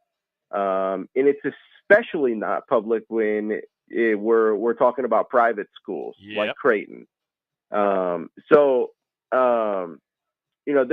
this number and this number and this number floated out there. It's really tough to know exactly what, right? You got a similar answer to what I got, a lot. What does that mean exactly? Who knows? But I do know that the on-3 valuation, which sometimes accurate, sometimes not, usually in the ballpark, had Owen Freeman at 1.8. He was the top rated center in the transfer portal this year, and I would have to think that Creighton got in a similar ballpark with Josh Dix, who was one of the top remaining guards and overall prospects in the portal today when he committed. So I would have to think it's in that same ballpark, which is just absolutely crazy to think that. Let's just spitball here and say that Creighton spent anywhere from $3.5 to $4 million on 2 players in the portal, right? But that's the reality now. That's the way it is. Welcome to the portal era. Yeah, seriously. John Walker of Omaha.com. So when you look at these 3 additions, because you got Graves in there as well, how close to exactly the fits Greg McDermott wanted when he sought out, it's been less than 2 weeks since Creighton's season ended. How close to exactly what he want do you think he got with these 3 players? Yeah, I mean, I kind of on the same note that we were just talking about, if you're going to lose Stephen Ashworth and Ryan Kalkbrenner, and Jemiah Neal's in that equation as well, obviously, but those first two guys especially, if you're going to lose those two, you can't go get two freshmen. You can't go get two mid-level portal prospects to replace those guys. No, you have to go get two of the top players available if you want to, successfully bridge the gap between the previous era and the next one and make a seamless transition. And it will not look the same whatsoever, as we all know already, guys. But talent for talent, Creighton's okay. Creighton's going to be all right, if anybody didn't know that already. Because they went and got a point guard who gives them a little bit of versatility with Nick Graves. He's a one-year guy. He's a veteran, and he can score it, man. He can really score it and run the offense. He can play the 1 and the 2, so that gives him some flexibility. Dix gives him flexibility as well, and he obviously, he's going to be a perfect fit in McDermott's system. I really think so. Just with his ability to, 1, create his own shot, and 2, hit from deep. And he's going to have opportunities to do plenty of both of those at Creighton. And then Owen Freeman, as needless to say, again, top rated center in the portal this year.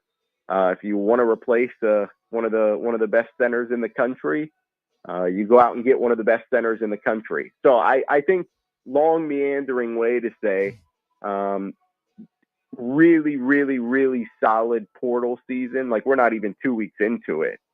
And that's how quickly Greg McDermott and his staff have moved to get the pieces that I think fit really well, all things considered, because Graves gives you things with his experience and with his skill set. Dix does the same, and then Owen Freeman is kind of a piece to build around because he has 2 years of eligibility left. John, what get is going to be most impactful, or maybe needs to be most impactful in 25-26? Yeah, this season I think it would have to be Freeman, right? Like not to put the weight on him before the weight on his shoulders before he stepped on campus. And obviously it'll look drastically different, but the fact of the matter is he is stepping in as Ryan Kalkbrenner's successor. Like, he is the guy to succeed Ryan Kalkbrenner. And that comes with things. It was always going to, no matter who that was, and that falls on Owen Freeman. So it's going to look drastically different. He's not going to do the things offensively that Kalk did, and he certainly won't defend the same way that Kalk did. But I think it'd be Freeman. I think we know what we're going to get from Dix, and he's going to thrive again in McDermott's system. Graves is a really interesting option because, long term, he kind of gives Ty Davis another year to develop and settle in what should be an expanded role this season. And then, but I really think it has to be Owen Freeman, just because of the magnitude of that position and what it's meant to this program over the last 4 or 5 years, and how differently that could and I think certainly will look heading into next season. John Walker, Omaha.com. We asked the question earlier, how much does this ramp up expectations for next season? Is there an argument to be made that the expectations going into next year will be even greater than the ones that were going into the last season, going back to October? Where do you think this now puts Creighton in terms of that conversation about expectations for 25-26? Yeah, guys, I mean, the thing is, the past 2 years, they've really been able to go hit the portal and say, we need this, and this. Like, you'll see some programs have to entirely rebuild, and they say, okay, well, man, we only have this much money to do this and this and this, and we need to get 6-7 guys and what have you. And Creighton did that last year. They said, okay, we know we need a couple of guys. Let's go get Pop Isaac. Let's go get Jemiah Neal. And they did that. and they kind of were able to do the same thing this year. So when it comes to expectations, I mean, the expectation is the second weekend, right? Like that's kind of the standard that the program has set for itself over the last couple of years. Obviously, it's an insanely hard thing to do, but guys, this is going to be a preseason top 15 team. If I had to guess, like I really think the roster is that solid when they added to that returning core with two of the best players in the portal with Dick and with Owen Freeman. And then obviously I think Nick Graves is going to have a really special role on this team. Some people were hesitant about that signing when it happened. Like, oh, if he's going to be the depth piece, that's a really solid signing. I'm like, guys, that's a really solid signing anyways. Especially when you factor in he's going to be in Mac's system, and you were also able to get Freeman and Dix. I mean, it's gonna be a top 15, a preseason top 15 team next year, I think, with the expectation of getting to the second weekend. John Walker, Omaha World Herald. Read his great coverage on Omaha.com. Appreciate the time, John. Have a great weekend. Thanks, guys. John Walker joining us on Unsportsmanlike Conduct. Nice get, Nick. Thank you. I don't think the poll has changed terribly much since we took it earlier, but we asked that question of you. And now I've got to find the poll question real quick. Hang on. But we asked, where does this put the expectations now heading into the season? And it was sitting at right around 50% of,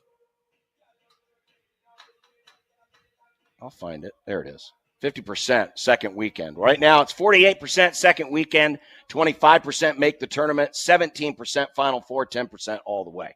So it's changed very little. Yeah, and he said it too in there. Second weekend is kind of where the program has now gotten. Right. Where, one win in the tournament. It's not that it's a disappointing season, but it's like, yeah, man, they didn't make it to the second weekend. Ryan writes, did the Oracle of Omaha show up at dinner?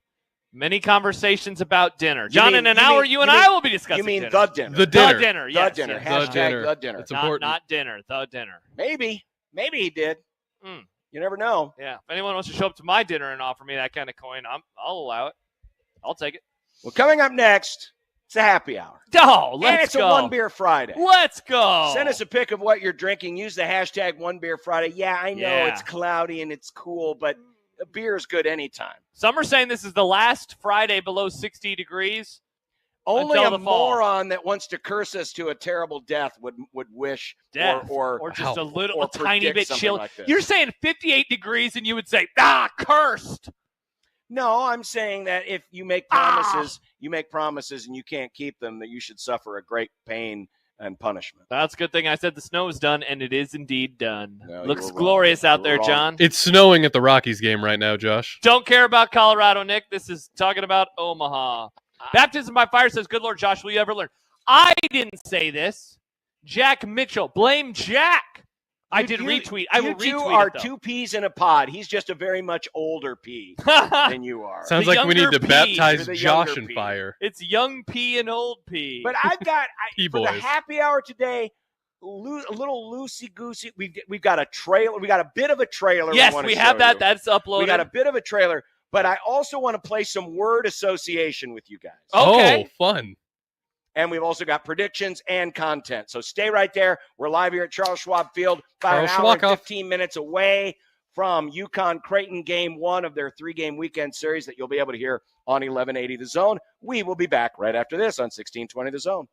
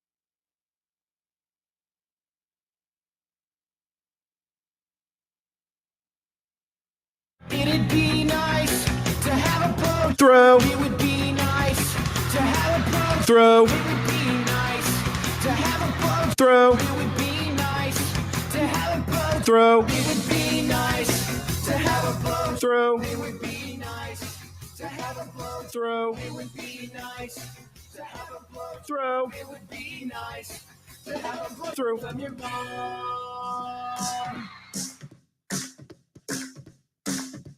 I drank beer with my friends. Sometimes I had too many beers. I liked beer. I still like beer. Had beers, have some beers. One beer, drink beer, drinks beer, drank beer, and drinking beer. Upstairs, downstairs, where was it? I don't know. But I had one beer. Friday!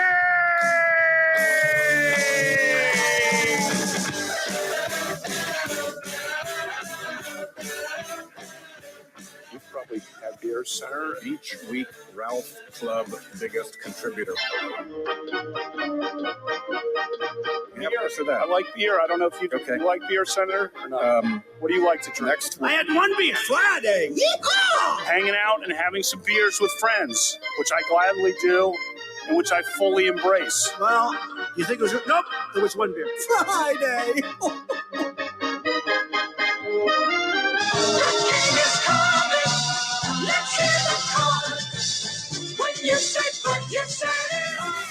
We have made it to the weekend, and it is a one beer Friday here on 1620 The Zone, 1620thezone.com, the Zone mobile app, zonetv.live, our Zone YouTube channel.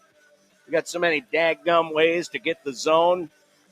It ain't even funny. It's impossible not to listen to us. It's impossible to not listen because we're available in so many, unless you're in China. Remember, they don't allow us. No, it was Japan. The Chinese are wow, fine. Wow, problematic, like Josh. Okay, settle down, Nick. Wow, all the Asian countries are the same to you, huh? That's literally not what I said, Nick. It's called COVID Now, brain. Josh, you forget. I know call this them Oriental too. Jesus, John. I know this might confuse you, Josh, but salad India at is part of Applebee's. Asia too. Did you know that? What did you ask, Nick? India is also part of Asia. I know that might be confusing for you. No, Nick, I do know these things. It's called forgetting. You know how John forgets? I don't We forget have anything. meetings at 1:00 sometimes. I don't forget. Yeah, okay. Very interesting. If you have a pick of a beer you'd like to send us, please take a snapshot. Whatever it is you're drinking to start the weekend, whatever's in the fridge. Yeah, Maybe you're yeah, stocking yeah, up for yeah, the Final yeah. Four. Maybe you're stocking up for the baseball this weekend. Maybe you're stocking up for the Crown. Whatever you're stocking up for, whatever it is you're drinking, take a pic, send it to us. Hashtag One Beer Friday, JTech Construction Zone, Twitter feed. Yeah. Yes. We were talking about the movie club a little bit earlier in the Grum. I saw a teaser trailer last night for The Naked Gun. Yes, The Naked Gun, the series of movies starring Leslie Nielsen, Priscilla Presley. They're coming back. Who? Yep. Seth MacFarlane of Family Guy fame is behind it. Hate that guy. Oh, he's funny, Josh.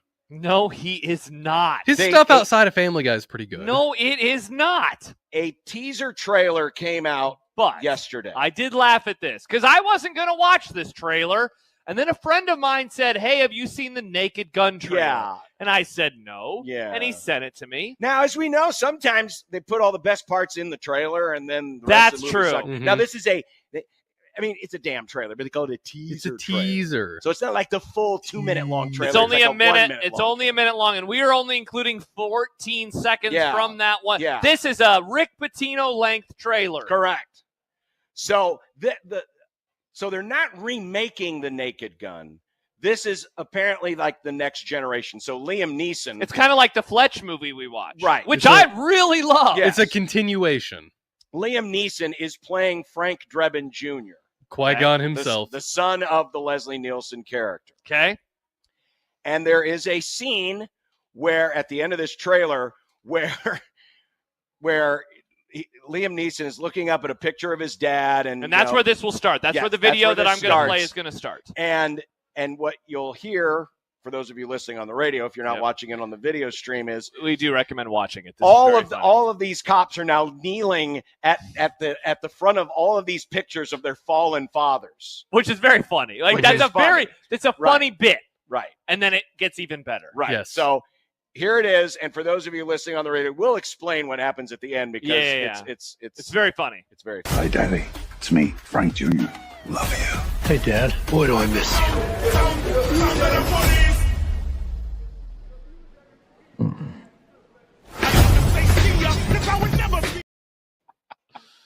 So Incredible. what they did was, Frank Drebin, he looks up at his dad. I miss you, Dad. The next Another guy guy. you heard, he looks up at the George And then Kennedy. it's a wide character. shot of like many cops. Yeah, they're all many dead kneeling in all of dads. these pictures. And then they show the picture of Nordberg. And if you remember the Naked Gun movies. Nick, who played Nordberg? One Orenthal James Simpson. That's the one. So they show the picture of Nordberg, and then they pan over to the son of Nordberg, who just looks at the camera, Shakes his and head. just shakes his head and smirks. Very, very funny gag. Yeah. Very funny Thank gag. you, Seth MacFarlane. Did we ever do that movie in Movie Club? Because I don't We know. did, we did Airplane. Yes, not to trigger Kent. I don't know if I've ever seen Naked Gun. I'm not. I haven't 100% either. Sure. I've Is never it seen it. Streaming? Should we do that sometime? Oh, by the way, do you think it was? I mean, I don't know if it was intentional or if it was just a really funny coincidence, but Leslie Nielsen and then Liam Neeson, LNLN. Oh wow! Look at Yeah, that! Look yeah. at that! So anyway, it's coming out in August. Uh-huh. The Naked August Gun. 1st. Yeah. All right. So I want you to both do me a favor right now. Okay. Look away from the monitor. Don't watch the monitor. Oh, okay. Pull the up my computer phone. monitor. I will try to do my Nick, job. don't worry. You've barely been looking at the monitor today when we've Yeah, tried to that's talk true. to you. This should be easy Yeah, for just you. look into the microphone. Look up at the TV. Pretend, Nick, that this is like putting Look up. something in queue. Oh wait, you don't put things in queue. Never mind. John, So- continue. So the had you in folks queue at all the day. National Atmospheric and Oceanic Administration, NOAA, the Weather Service, Yeah. they came up with the names for the Atlantic tropical storms. You know, the ones we'll have this year. yeah. Okay. And as you know, they go in alphabetical order, and it usually alternates between male and female names. So this year they came out with their list of the names for the Atlantic tropical storms. Okay. I want to play word association. All right. All right. So for the benefit of those of you who are watching along, I'm going to post the names up here on the video stream. TweetDeck. There we go. And I'm going to say a name, and I want you to just give me First blush. Who it reminds you of. So, like, if, for example, if I said Josh, me, Peterson. Right, something like that. Okay. All right. Yeah. So here are some of the names of the 2025 Atlantic tropical cyclone names. Okay. All right. Let's start with Barry. Switzer. Sanders. Oh. Both football Football pilled. pilled. Football pilled. How about Aaron? Rogers. Judge. Baseball for Nick. Aaron with an E. Sorensen. Me too. Sorensen. Wow, Aaron Sorensen. Congratulations. Shout out Aaron. Gabrielle. Union. The girl from High School Musical. I don't remember what her character's last name was. Union. Was she in High School Musical? Gabby Union? Oh, No, never Vanessa Hudgens. She played the character Gabrielle. Okay. Oh, so Nick's going fictional here. I mean, you can do, I- again, No, it's that's fine. word association. Yeah. Van. Jones. Taylor? Is Van Taylor somebody? Nick, you're Van- horrible at this. Van Halen? Come no, on, Van people. Taylor. I know Van Halen. Pablo. Escobar. Torres. That's Escobar was the one I thought of. Yeah. Jerry. Kuth. Jones. Jerry Kuth. Seinfeld? Oh, I know. Kuth. Kuth. I love it, though. Kuth. Very nice. It's on my brain. Sebastian. Janikowski. Vettel. I knew you were going to go with Vettel. Hell yeah, you Who's did. that? One of He's the a best Formula Formula One drivers of all time. And one more. Let's go with Lorenzo. Charles. Ferrari. Was Lorenzo Charles? Is that a basketball player? Yeah. Lorenzo Charles. I was going to say Lorenzo Kane. But yes, this year's tropical names Can are we look now? Andrea, yes, Barry, Chantel, I wouldn't have had anything. Dexter, The character from Dexter. Aaron, Sorensen. Aaron with an E, Yeah. Ferdinand. Ferdinand? No, Ferdinand. Oh my Not gosh. Ferdinand. Gabrielle, Umberto, Imelda Marcos. That's the first name I thought of. Interesting. Jerry, Jones. Karen. Oh, we're gonna get Hurricane. Just wait until we the get Hurricane memes Karen. are gonna be good. Lorenzo, Melissa, Nestor Cortez, Olga, that's good. Pablo, Rebecca with a K. Oh, look at how that is spelled. I hate Sebastian, that. Stan. Tanya, Harding, Van, Hey, and Lynn. Wendy. Everyone knows it's Wendy. So those are our Atlantic tropical cyclone names. Wow, look at that. Incredible. Yes. One more thing. I saw this today. I was going to say I have something for you too. Another game?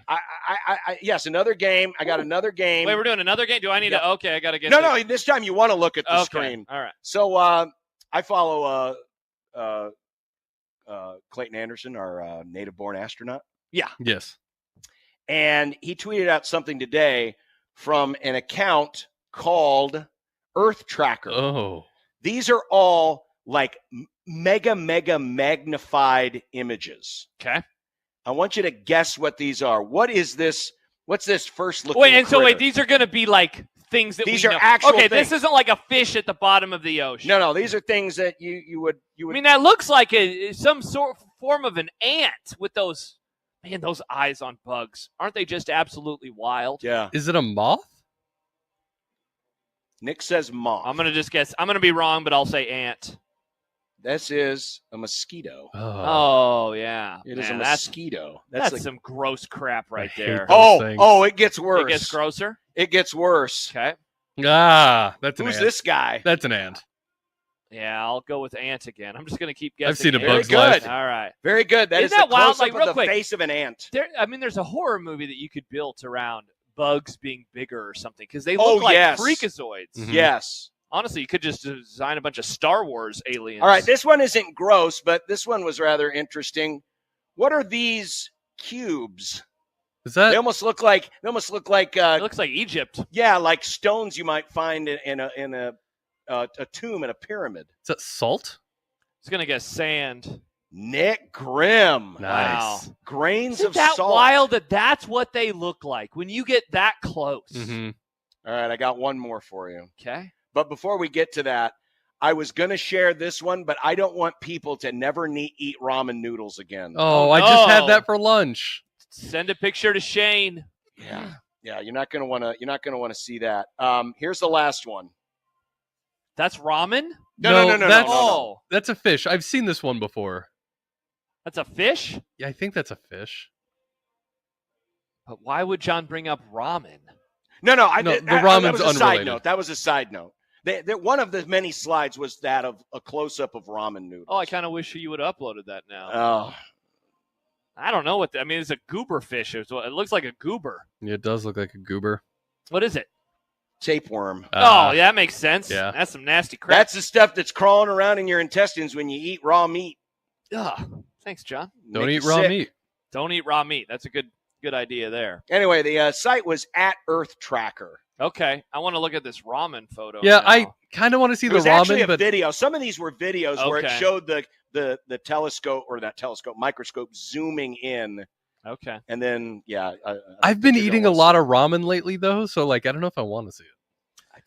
I don't think you want to. So I haven't had a chance to dive all the way into this story just yet. But I want to read the beginning of a story from Awful Announcing that is titled Ohio State Beat Writer Denies Theft Allegation After Firing. And the subheadline is Jeremy Birmingham and Austin Ward were fired from their podcasting roles amid allegations of mishandling NIL funds. Have we ever had Austin Ward on the show? That name is, I don't have his phone number. That name is so familiar that I was wondering if we had. But they have been fired from a podcast that they did with my good friend, Doug LeMaurice. He sent out a text apparently to all the subscribers due to the recent termination of Austin Ward and Jeremy Birmingham for cause. We're elected to end our tech service moving forward. Let's see. At this time, we believe it appropriate to remind you that canceling is as easy as typing stop. Well, anyway, there are allegations that these two guys, these reporters, Jeremy Birmingham and Austin Ward, swindled money from Caleb Downs. NIL, and Caleb Downs is like the best safety in the entire country. So there is a post from somebody called the Oracle, and we're not talking about the one who might have been at the dinner, John. The dinner. Who said, you guys have no idea how reviled Austin and Berm are on the beat. They big time everyone because they're backed by the people who give Ryan Day 80% of his direct payments to players' NIL. By the way, if you know, you know. So those grifters, that's been a popular word in the college football ecosphere this week. Those grifters get the best and first access. Sure, call me sour grapes. It doesn't change facts. Imagine what would happen if you brokered a deal for $25,000 for Caleb Downs to promote your product. Downs gets $5K and pocketed the other $20K. You think that you might lose your job too? Grifters gonna grift. So that's what's going on in Ohio State land right now. Not great. Well, and by the way, they have obviously denied it. Birmingham has yet to address the matter publicly. He replied to a Senselita post calling it patently false and libelous. Austin Ward, he basically was like, I can't really talk about it right now. Yikes. This is an industry that has been rife with cheating for a long time. Yep. And when you introduce new things and new ways of spending money into the equation, and yet many of those things, all of the accounting, we just got done talking to John Walker about, well, how much? I mean, if the Boston Red Sox signed a new outfielder, we'd know what the salary is. Yeah. We don't know exactly what folks are getting paid. Yeah, we can. So see, there we is can still find even their in NIL this evaluation. even in this world where now the stuff that used to be under the table is still above the table. There is still under the table elements, secret elements. And when a world like that exists, you can see a lot more people trying to skim off the top. Yeah. Or grift, as the case. Well, may be. and you know, some of these websites, I mean, it's not even like having sources inside of collectives. The collectives actively participate in some of their stuff. And when that happens, I mean, you do cross this really weird line. You know, like our relationship with 1890, for example, only is that they sent us jerky one time. They sent us jerky to do a taste test, right? Right. Mm-hmm. That is the only relationship that we have ever had with 1890. We have no relationship, at least I don't, with the Bird Club. We have zero relationship with the Bird Club. But also, you and I aren't journalists. We're not covering the team in the traditional journalistic sense. Sure. And we're certainly not brokering deals to set up interviews. Like, we don't do that. We do not pay for interviews on the station. We don't have recruits on. Like, we don't do that type of stuff. No. And this is kind of that weird line that you can end up having now inside this industry when there are relationships between some of these websites and the collectives at hand. By the way, Katie says, anytime someone drops libelous in their statement, they have absolutely done something wrong. It never fails. Yeah, let's keep an eye on that moving forward. So true. Really weird. So, yeah. All right. Still to come. Content is coming up next. We got predictions after that. Coming up today in content. Let's see. Well, we talked quite a bit about the Josh Dix edition. We haven't really given our opinion on the Price Sandfort addition to Nebraska as the migration. This is just like 1800s America, where everyone's migrating from the east to the west. It is. Wow. We should got gold in Nebraska. We should rename I-80 to the Oregon Trail. That's a great idea. Everyone's just coming this way now. NIL trail. Thankfully, they're stopping here and they're not going to Oregon. Yeah, it's the NIL trail right now. Also, John Cook. John Cook. John Cook. Yes, that John Cook will show up in content. Okay. Which is coming up next here on Unsportsmanlike Conduct and 1620 The Zone.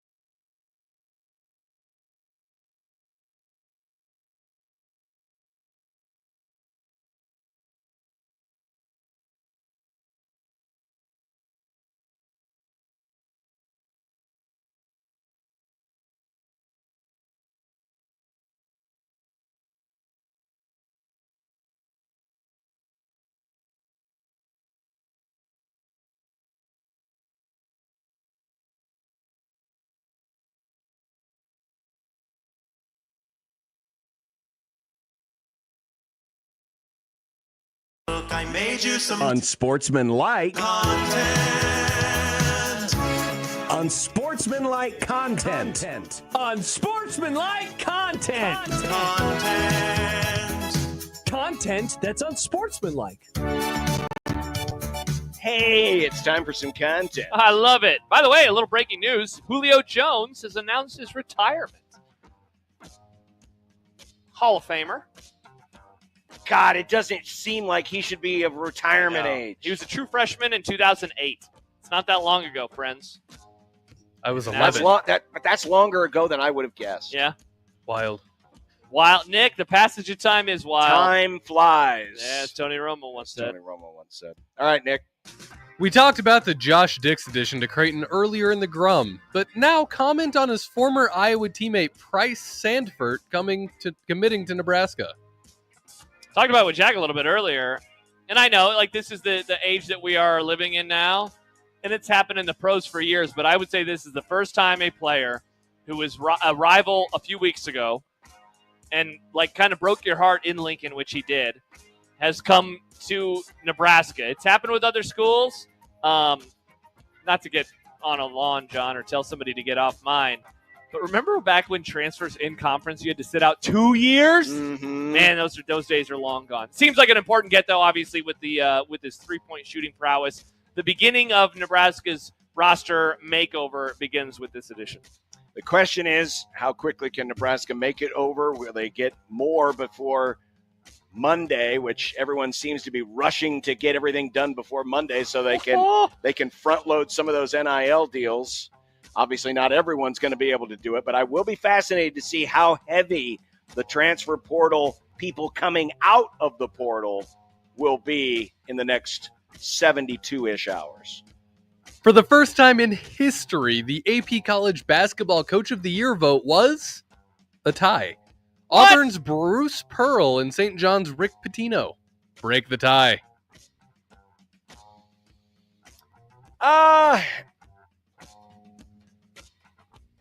I'm going to go with Pitino.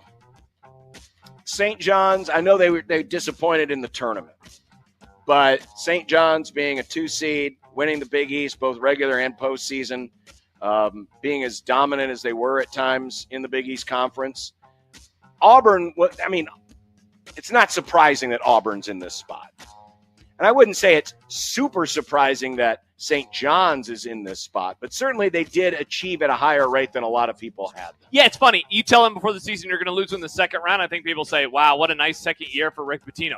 The fact that they did so as a 2 seed ended up being a disappointment, but that's only because they had an incredible regular season. I'm with John. I'm going Rick Pitino, and it's in large regard or large part because of expectations that I had coming in to the season. He did an incredible job. And we said it, John, throughout much of January and February. It seemed like they were doing it with the same cast of characters and a bad offense. We knew that the bill was going to come home at some point in time. The rent was going to be due. And it was in the second round. But that they were able to get that amount of success with that roster, I think, is in large testament to Mr. Pitino. John Morant is in trouble again, this time for using a finger gun gesture on Thursday night, 2 days after he was issued a warning for doing the exact same thing. What are your thoughts on all of this? By the way, since Nick wrote this question a little bit earlier, a great question, Nick, I might add. Thank you. He was fined $75,000. Jeez. Now, remember, it's not, in my opinion, that he is doing finger guns and that the NBA is out to ban finger guns. It's that he is doing them. It's that he got in trouble with the whole gun situation, laser pointer situation 2 years ago. After the news came down, we got an email from one of those websites about betting odds on where his next destination is going to be. Man, this is kind of an old school guy's career kind of falling apart before our eyes because he can't get out of his own way. That he got in trouble on Tuesday, and they're like, what are we going to do with this? And then he does it again on Thursday again. It's do I think that doing that stuff in general is that big of a deal? No, it happened in what Creighton game did it happen in the Big East tournament? It's that's not that big of a deal. Or was it the NCAA tournament? That's not that big of a deal. But when it's him in the league, it's what are you doing, man? His situation, he's just acting like an idiot. The question is, can you legislate or should you legislate someone's maturity level? They're trying, right? They are, but you're right. It is because of what he has actually done off the court that has both sullied his image and de facto sullied the NBA's image, because this is one of your better players and one of your stars, one of your more notable names, who's acting in such an immature way. Yeah. And so it's almost like Morant is just flipping everyone the bird and saying, screw you, I'll do whatever I want. And the NBA's finally gotten tired of it. Yep. The Ringer's Kirk Goldsberry argues it's time for the NBA to eliminate the corner three. What do you think? So that's a really interesting read. Have you had a chance to check out the story? I haven't seen it yet, but the thought I have on all of this is just how much would this change the game? Because, and for those of you watching in, how the line might look is basically, you see your 3-point arc, and then it would terminate. Corner threes would be gone. Corner threes would be gone, and it would basically, the line would basically terminate in the high post. Yeah. So really, it's not even just deep corner threes, but even it's, a few feet, probably, I'm guesstimating that's probably 6, 7, 8 feet off the baseline. Yeah, and so by the it's way, quite a ways off the baseline, probably more than that. Part of the idea also was extending the 3-point line in general. I had a chance to read it during a couple commercial breaks today, and the first slide that we had was he pointed out that corner threes, which represent 84 square feet on the court on one end, right, that you're talking about, this season, 23.8 points per game are scored in those 84 square feet. Meanwhile, non-paint twos, which is 792 square feet, a.k.a. the mid-range jumper, represents just 17.3 points per game. I thought he made some good arguments, one of them being the NBA has adjusted. There were guys that dominated back when it was really a key. They call it the key because it looked like a key, and what did they do? They extended it out. They expanded the lane. They added the 3-point line. And I mean, when you think about it, I don't know, sometimes we get so caught up in how it's always been when we are alive that we never think the sports had to evolve in the first place.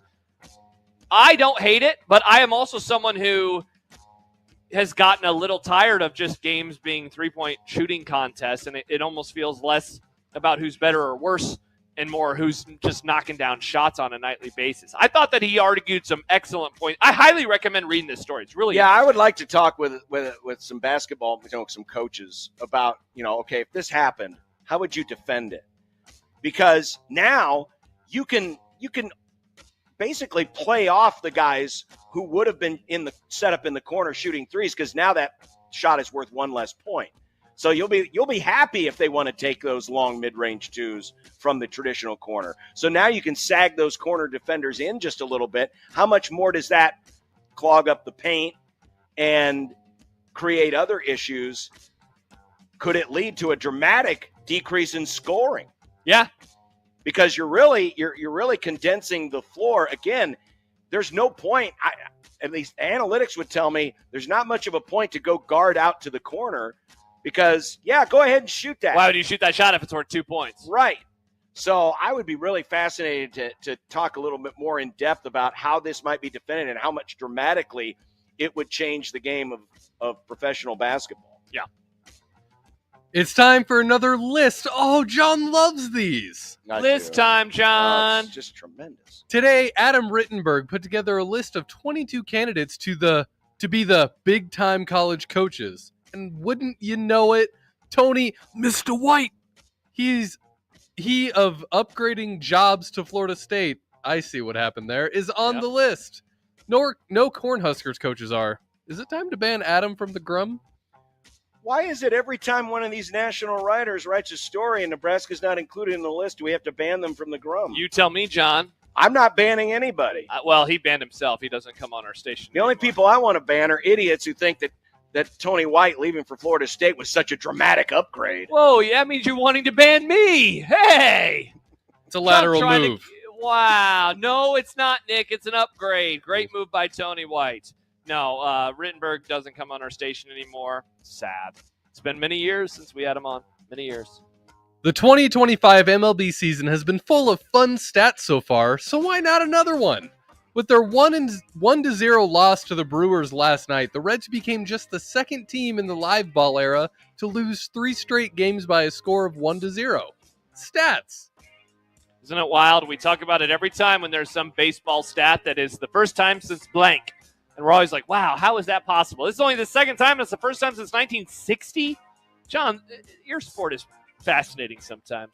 It is fascinating. This has been a very weird start. Oh, yeah. The way the White Sox got up to a great start from a starting pitching perspective, the Braves sucking, and now the Reds losing 3 straight 1-0 games. You need to get De La Cruz on base more and steal. There you go. Need to manufacture some runs. By the way, stay tuned. That may be a prop in tonight's prediction. Oh.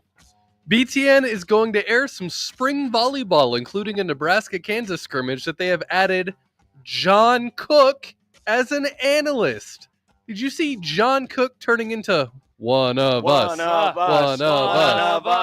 One of us. I mean, he's been making the rounds. He's been doing interviews, sitting down, chatting about his career. You know, look, I know our job can seem quite glamorous, Coach Cook, but we still put on our pants. Get ready for a pay cut, John. Yeah, we still put on our pants one leg at a time. So I'm sure he'll be fine. I'm sure he'll put on his pants. I'll be curious to see if this is a tryout or if he'll actually want to do this moving forward. If he actually wants to do this. Interesting. Full time. Think about it. How many ex-Nebraska coaches have been on TV? Have turned into analysts? Well, Tim Miles did 1 year. I forgot that he did a year. Would you say Bob Devaney, did he do stuff in the 80s? Well, obviously a different time. He did a couple of games, but he wasn't like full time. But you don't see a lot of ex-Nebraska coaches shifting into analyst roles. Actually, any area coaches. I can't think of too many area, college coaches who done anything. Eventually went on to work TV analyst jobs. Yeah. That's a good point. Well, coming up, it's predictions time. Oh, baby. And Nick finally had a good week. Here we go. Oh, wow. Nick finally had a good week. And there's a lot of basketball this week, so we'll get to it next on 1620 The Zone.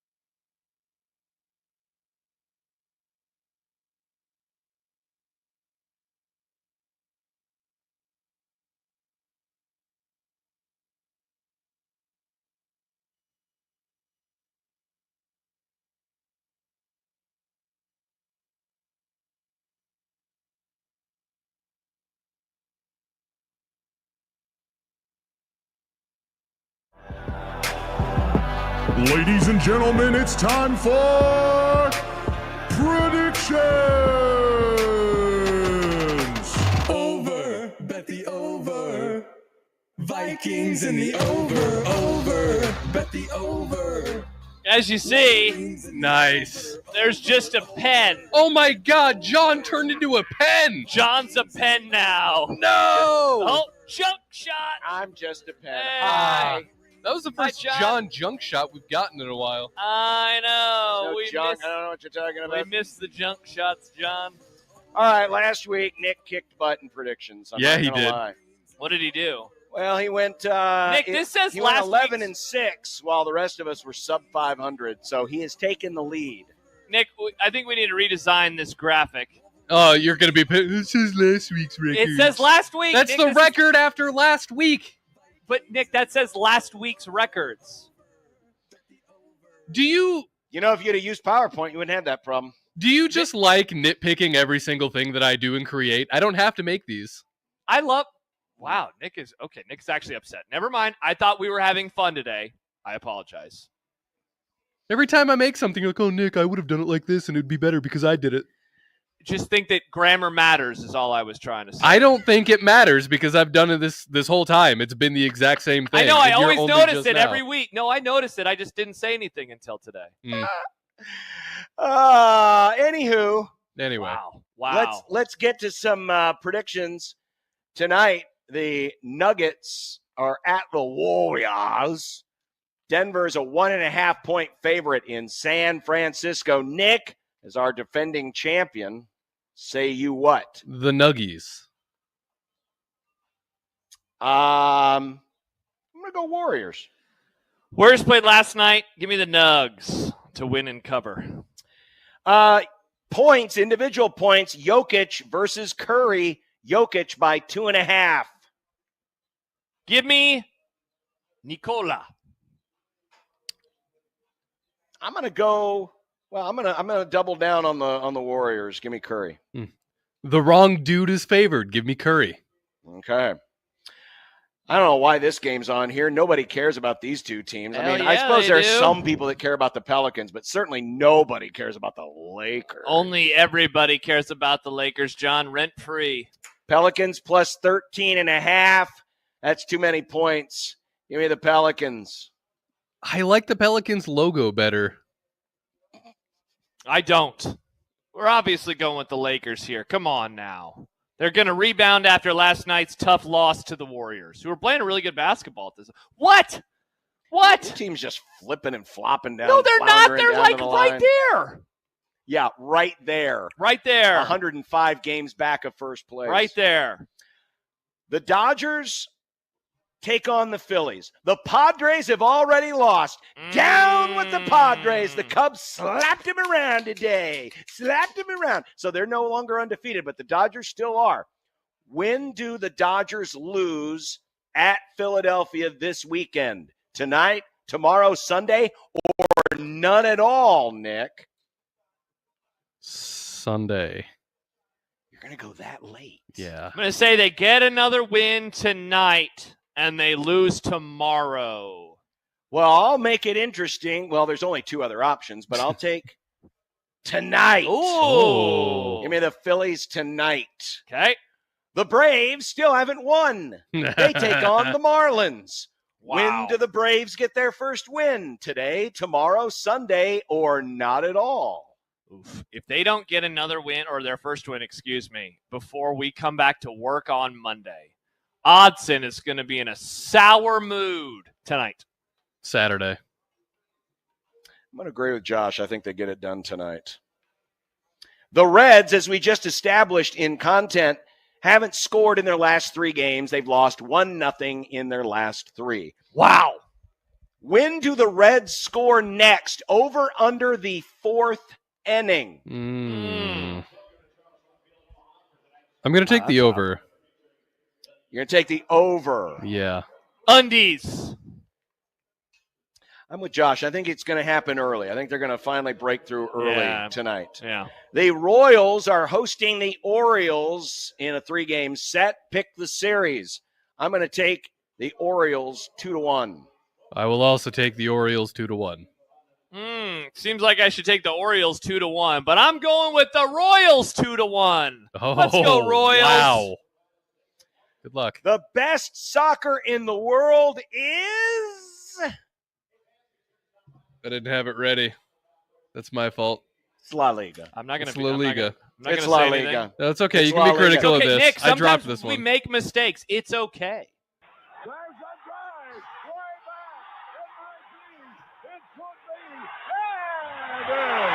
Liga!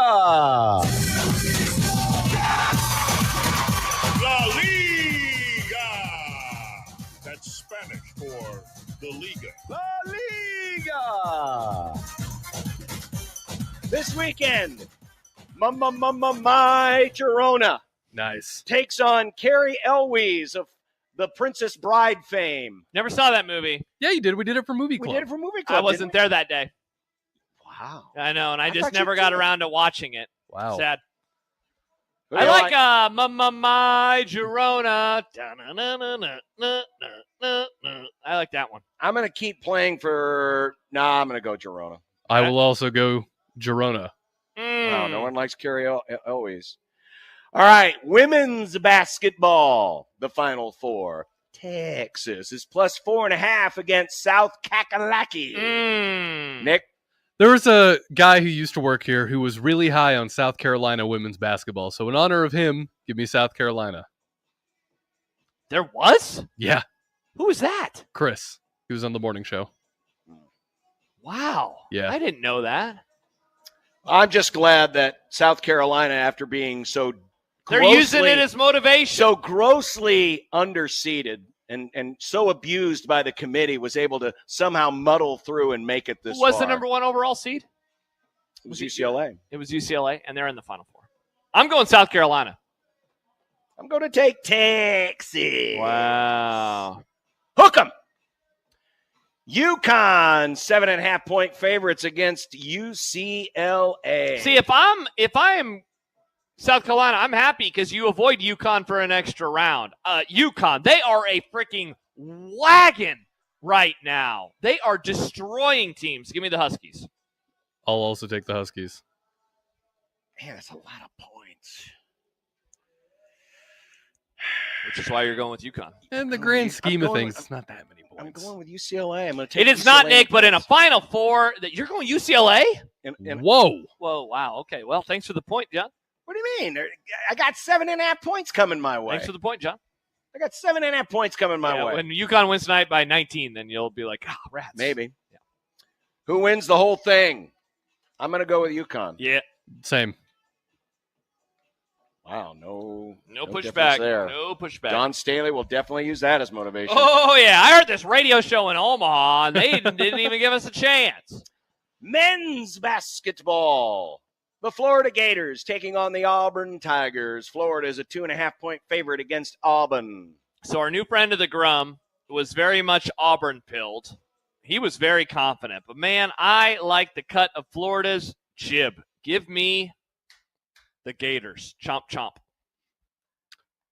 Auburn. I'm Auburn pilled. I'll drink that Kool-Aid. I'm going to take Auburn. I think, I think don't underestimate the Auburn guards. They have been really good. Is the wrong team favored? I think the wrong team's favored. Nick is the wrong team favorite? Wow. War Eagle. Wow. Houston plus 5.5 against Duke. Houston. Houston was my natty pick. I'm going to ride with them to cover tonight. Tomorrow, excuse me. Let's get a good game. How fun would that be, John? A good game. GG. I feel like an idiot, to be fair. Duke. Yeah, I feel like an idiot. Cooper Flag over under 18.5 points. I'll ride with our new friend of the Grum. Give me the under. Samesies. I'll do a slight over. Who wins the title Monday night, Nick? Houston. Duke. Agree. Duke.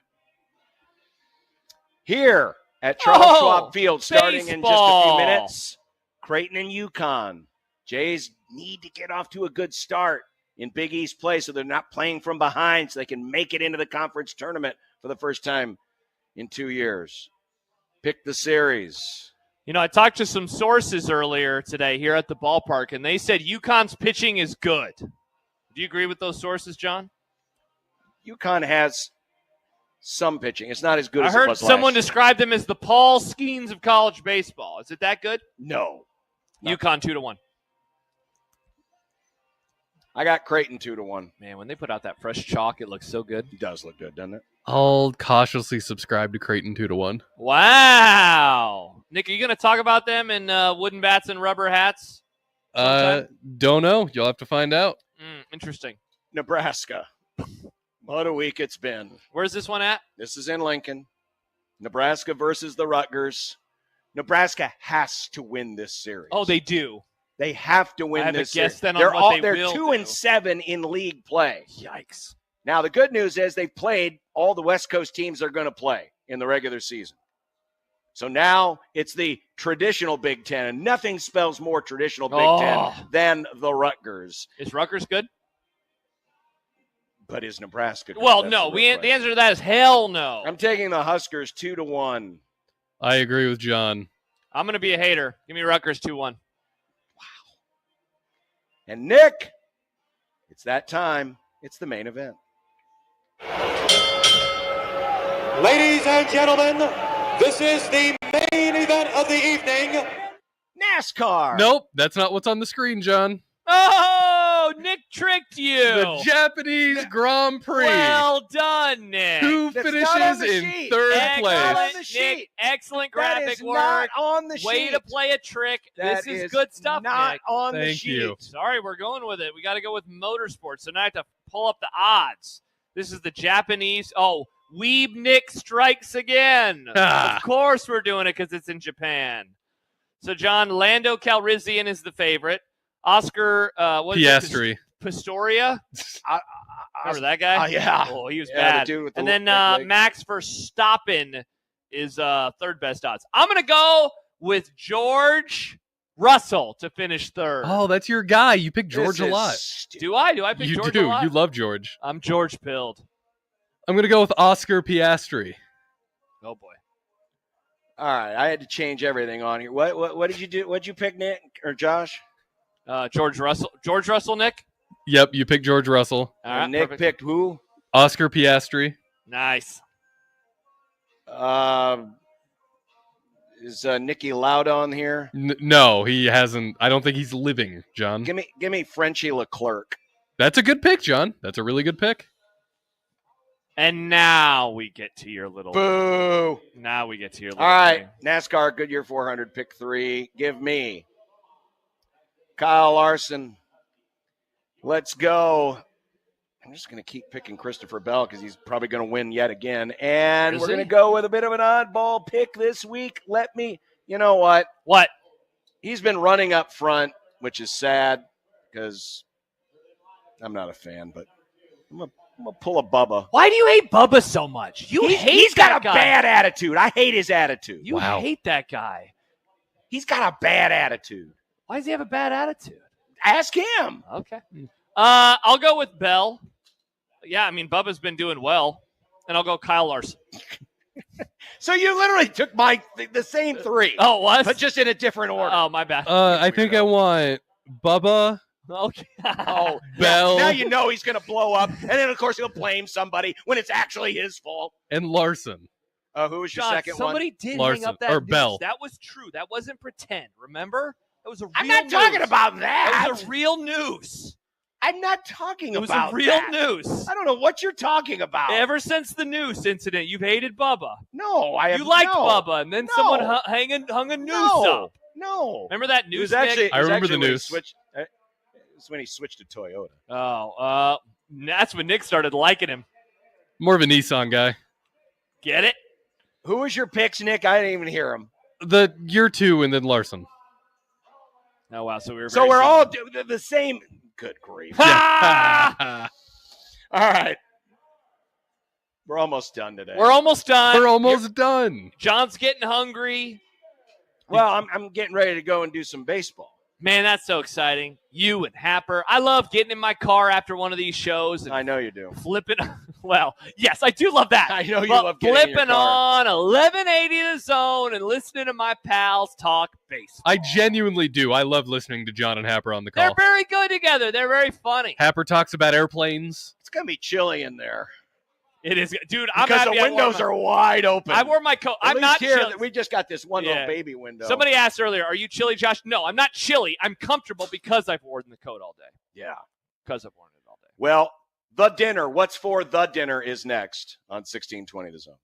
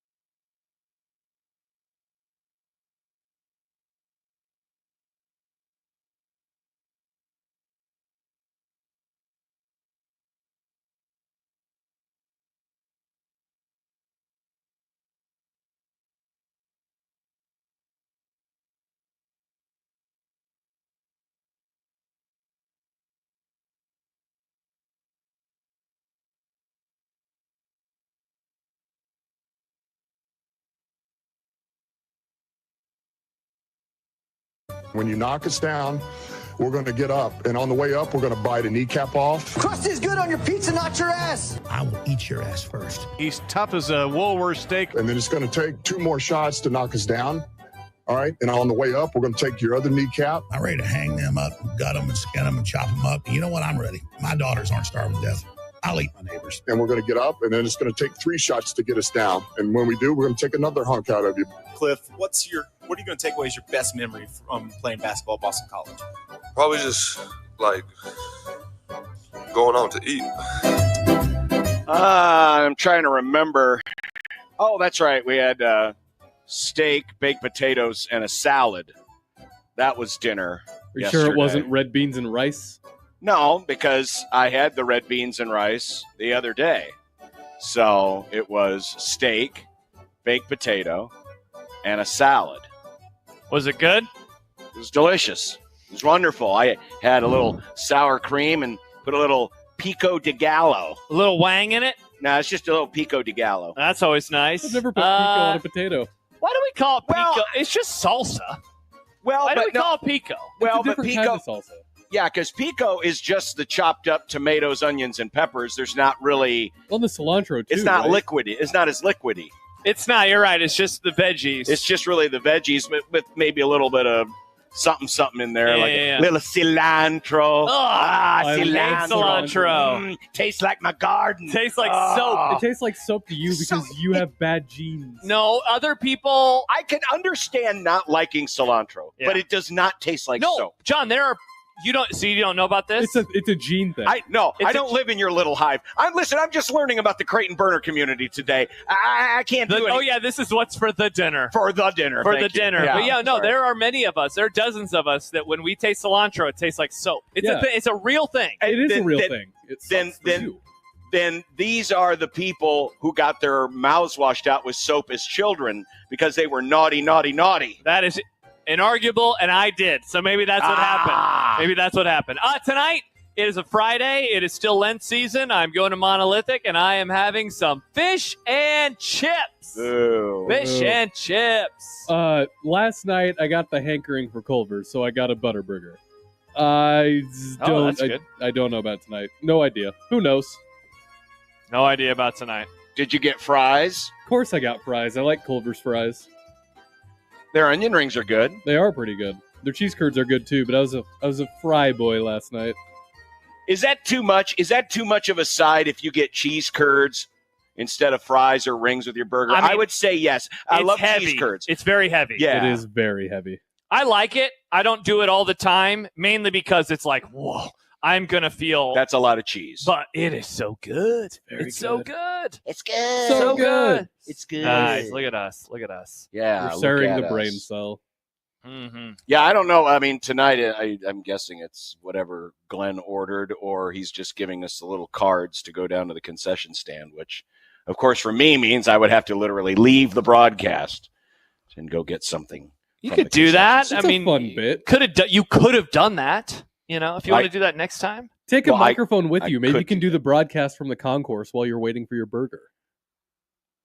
Nick, you know what the situation is with our wireless. I don't know if that would work too well. Hard to argue with that. Yeah, I don't know if I want to mess with that too much. Hard to argue with that. Yeah.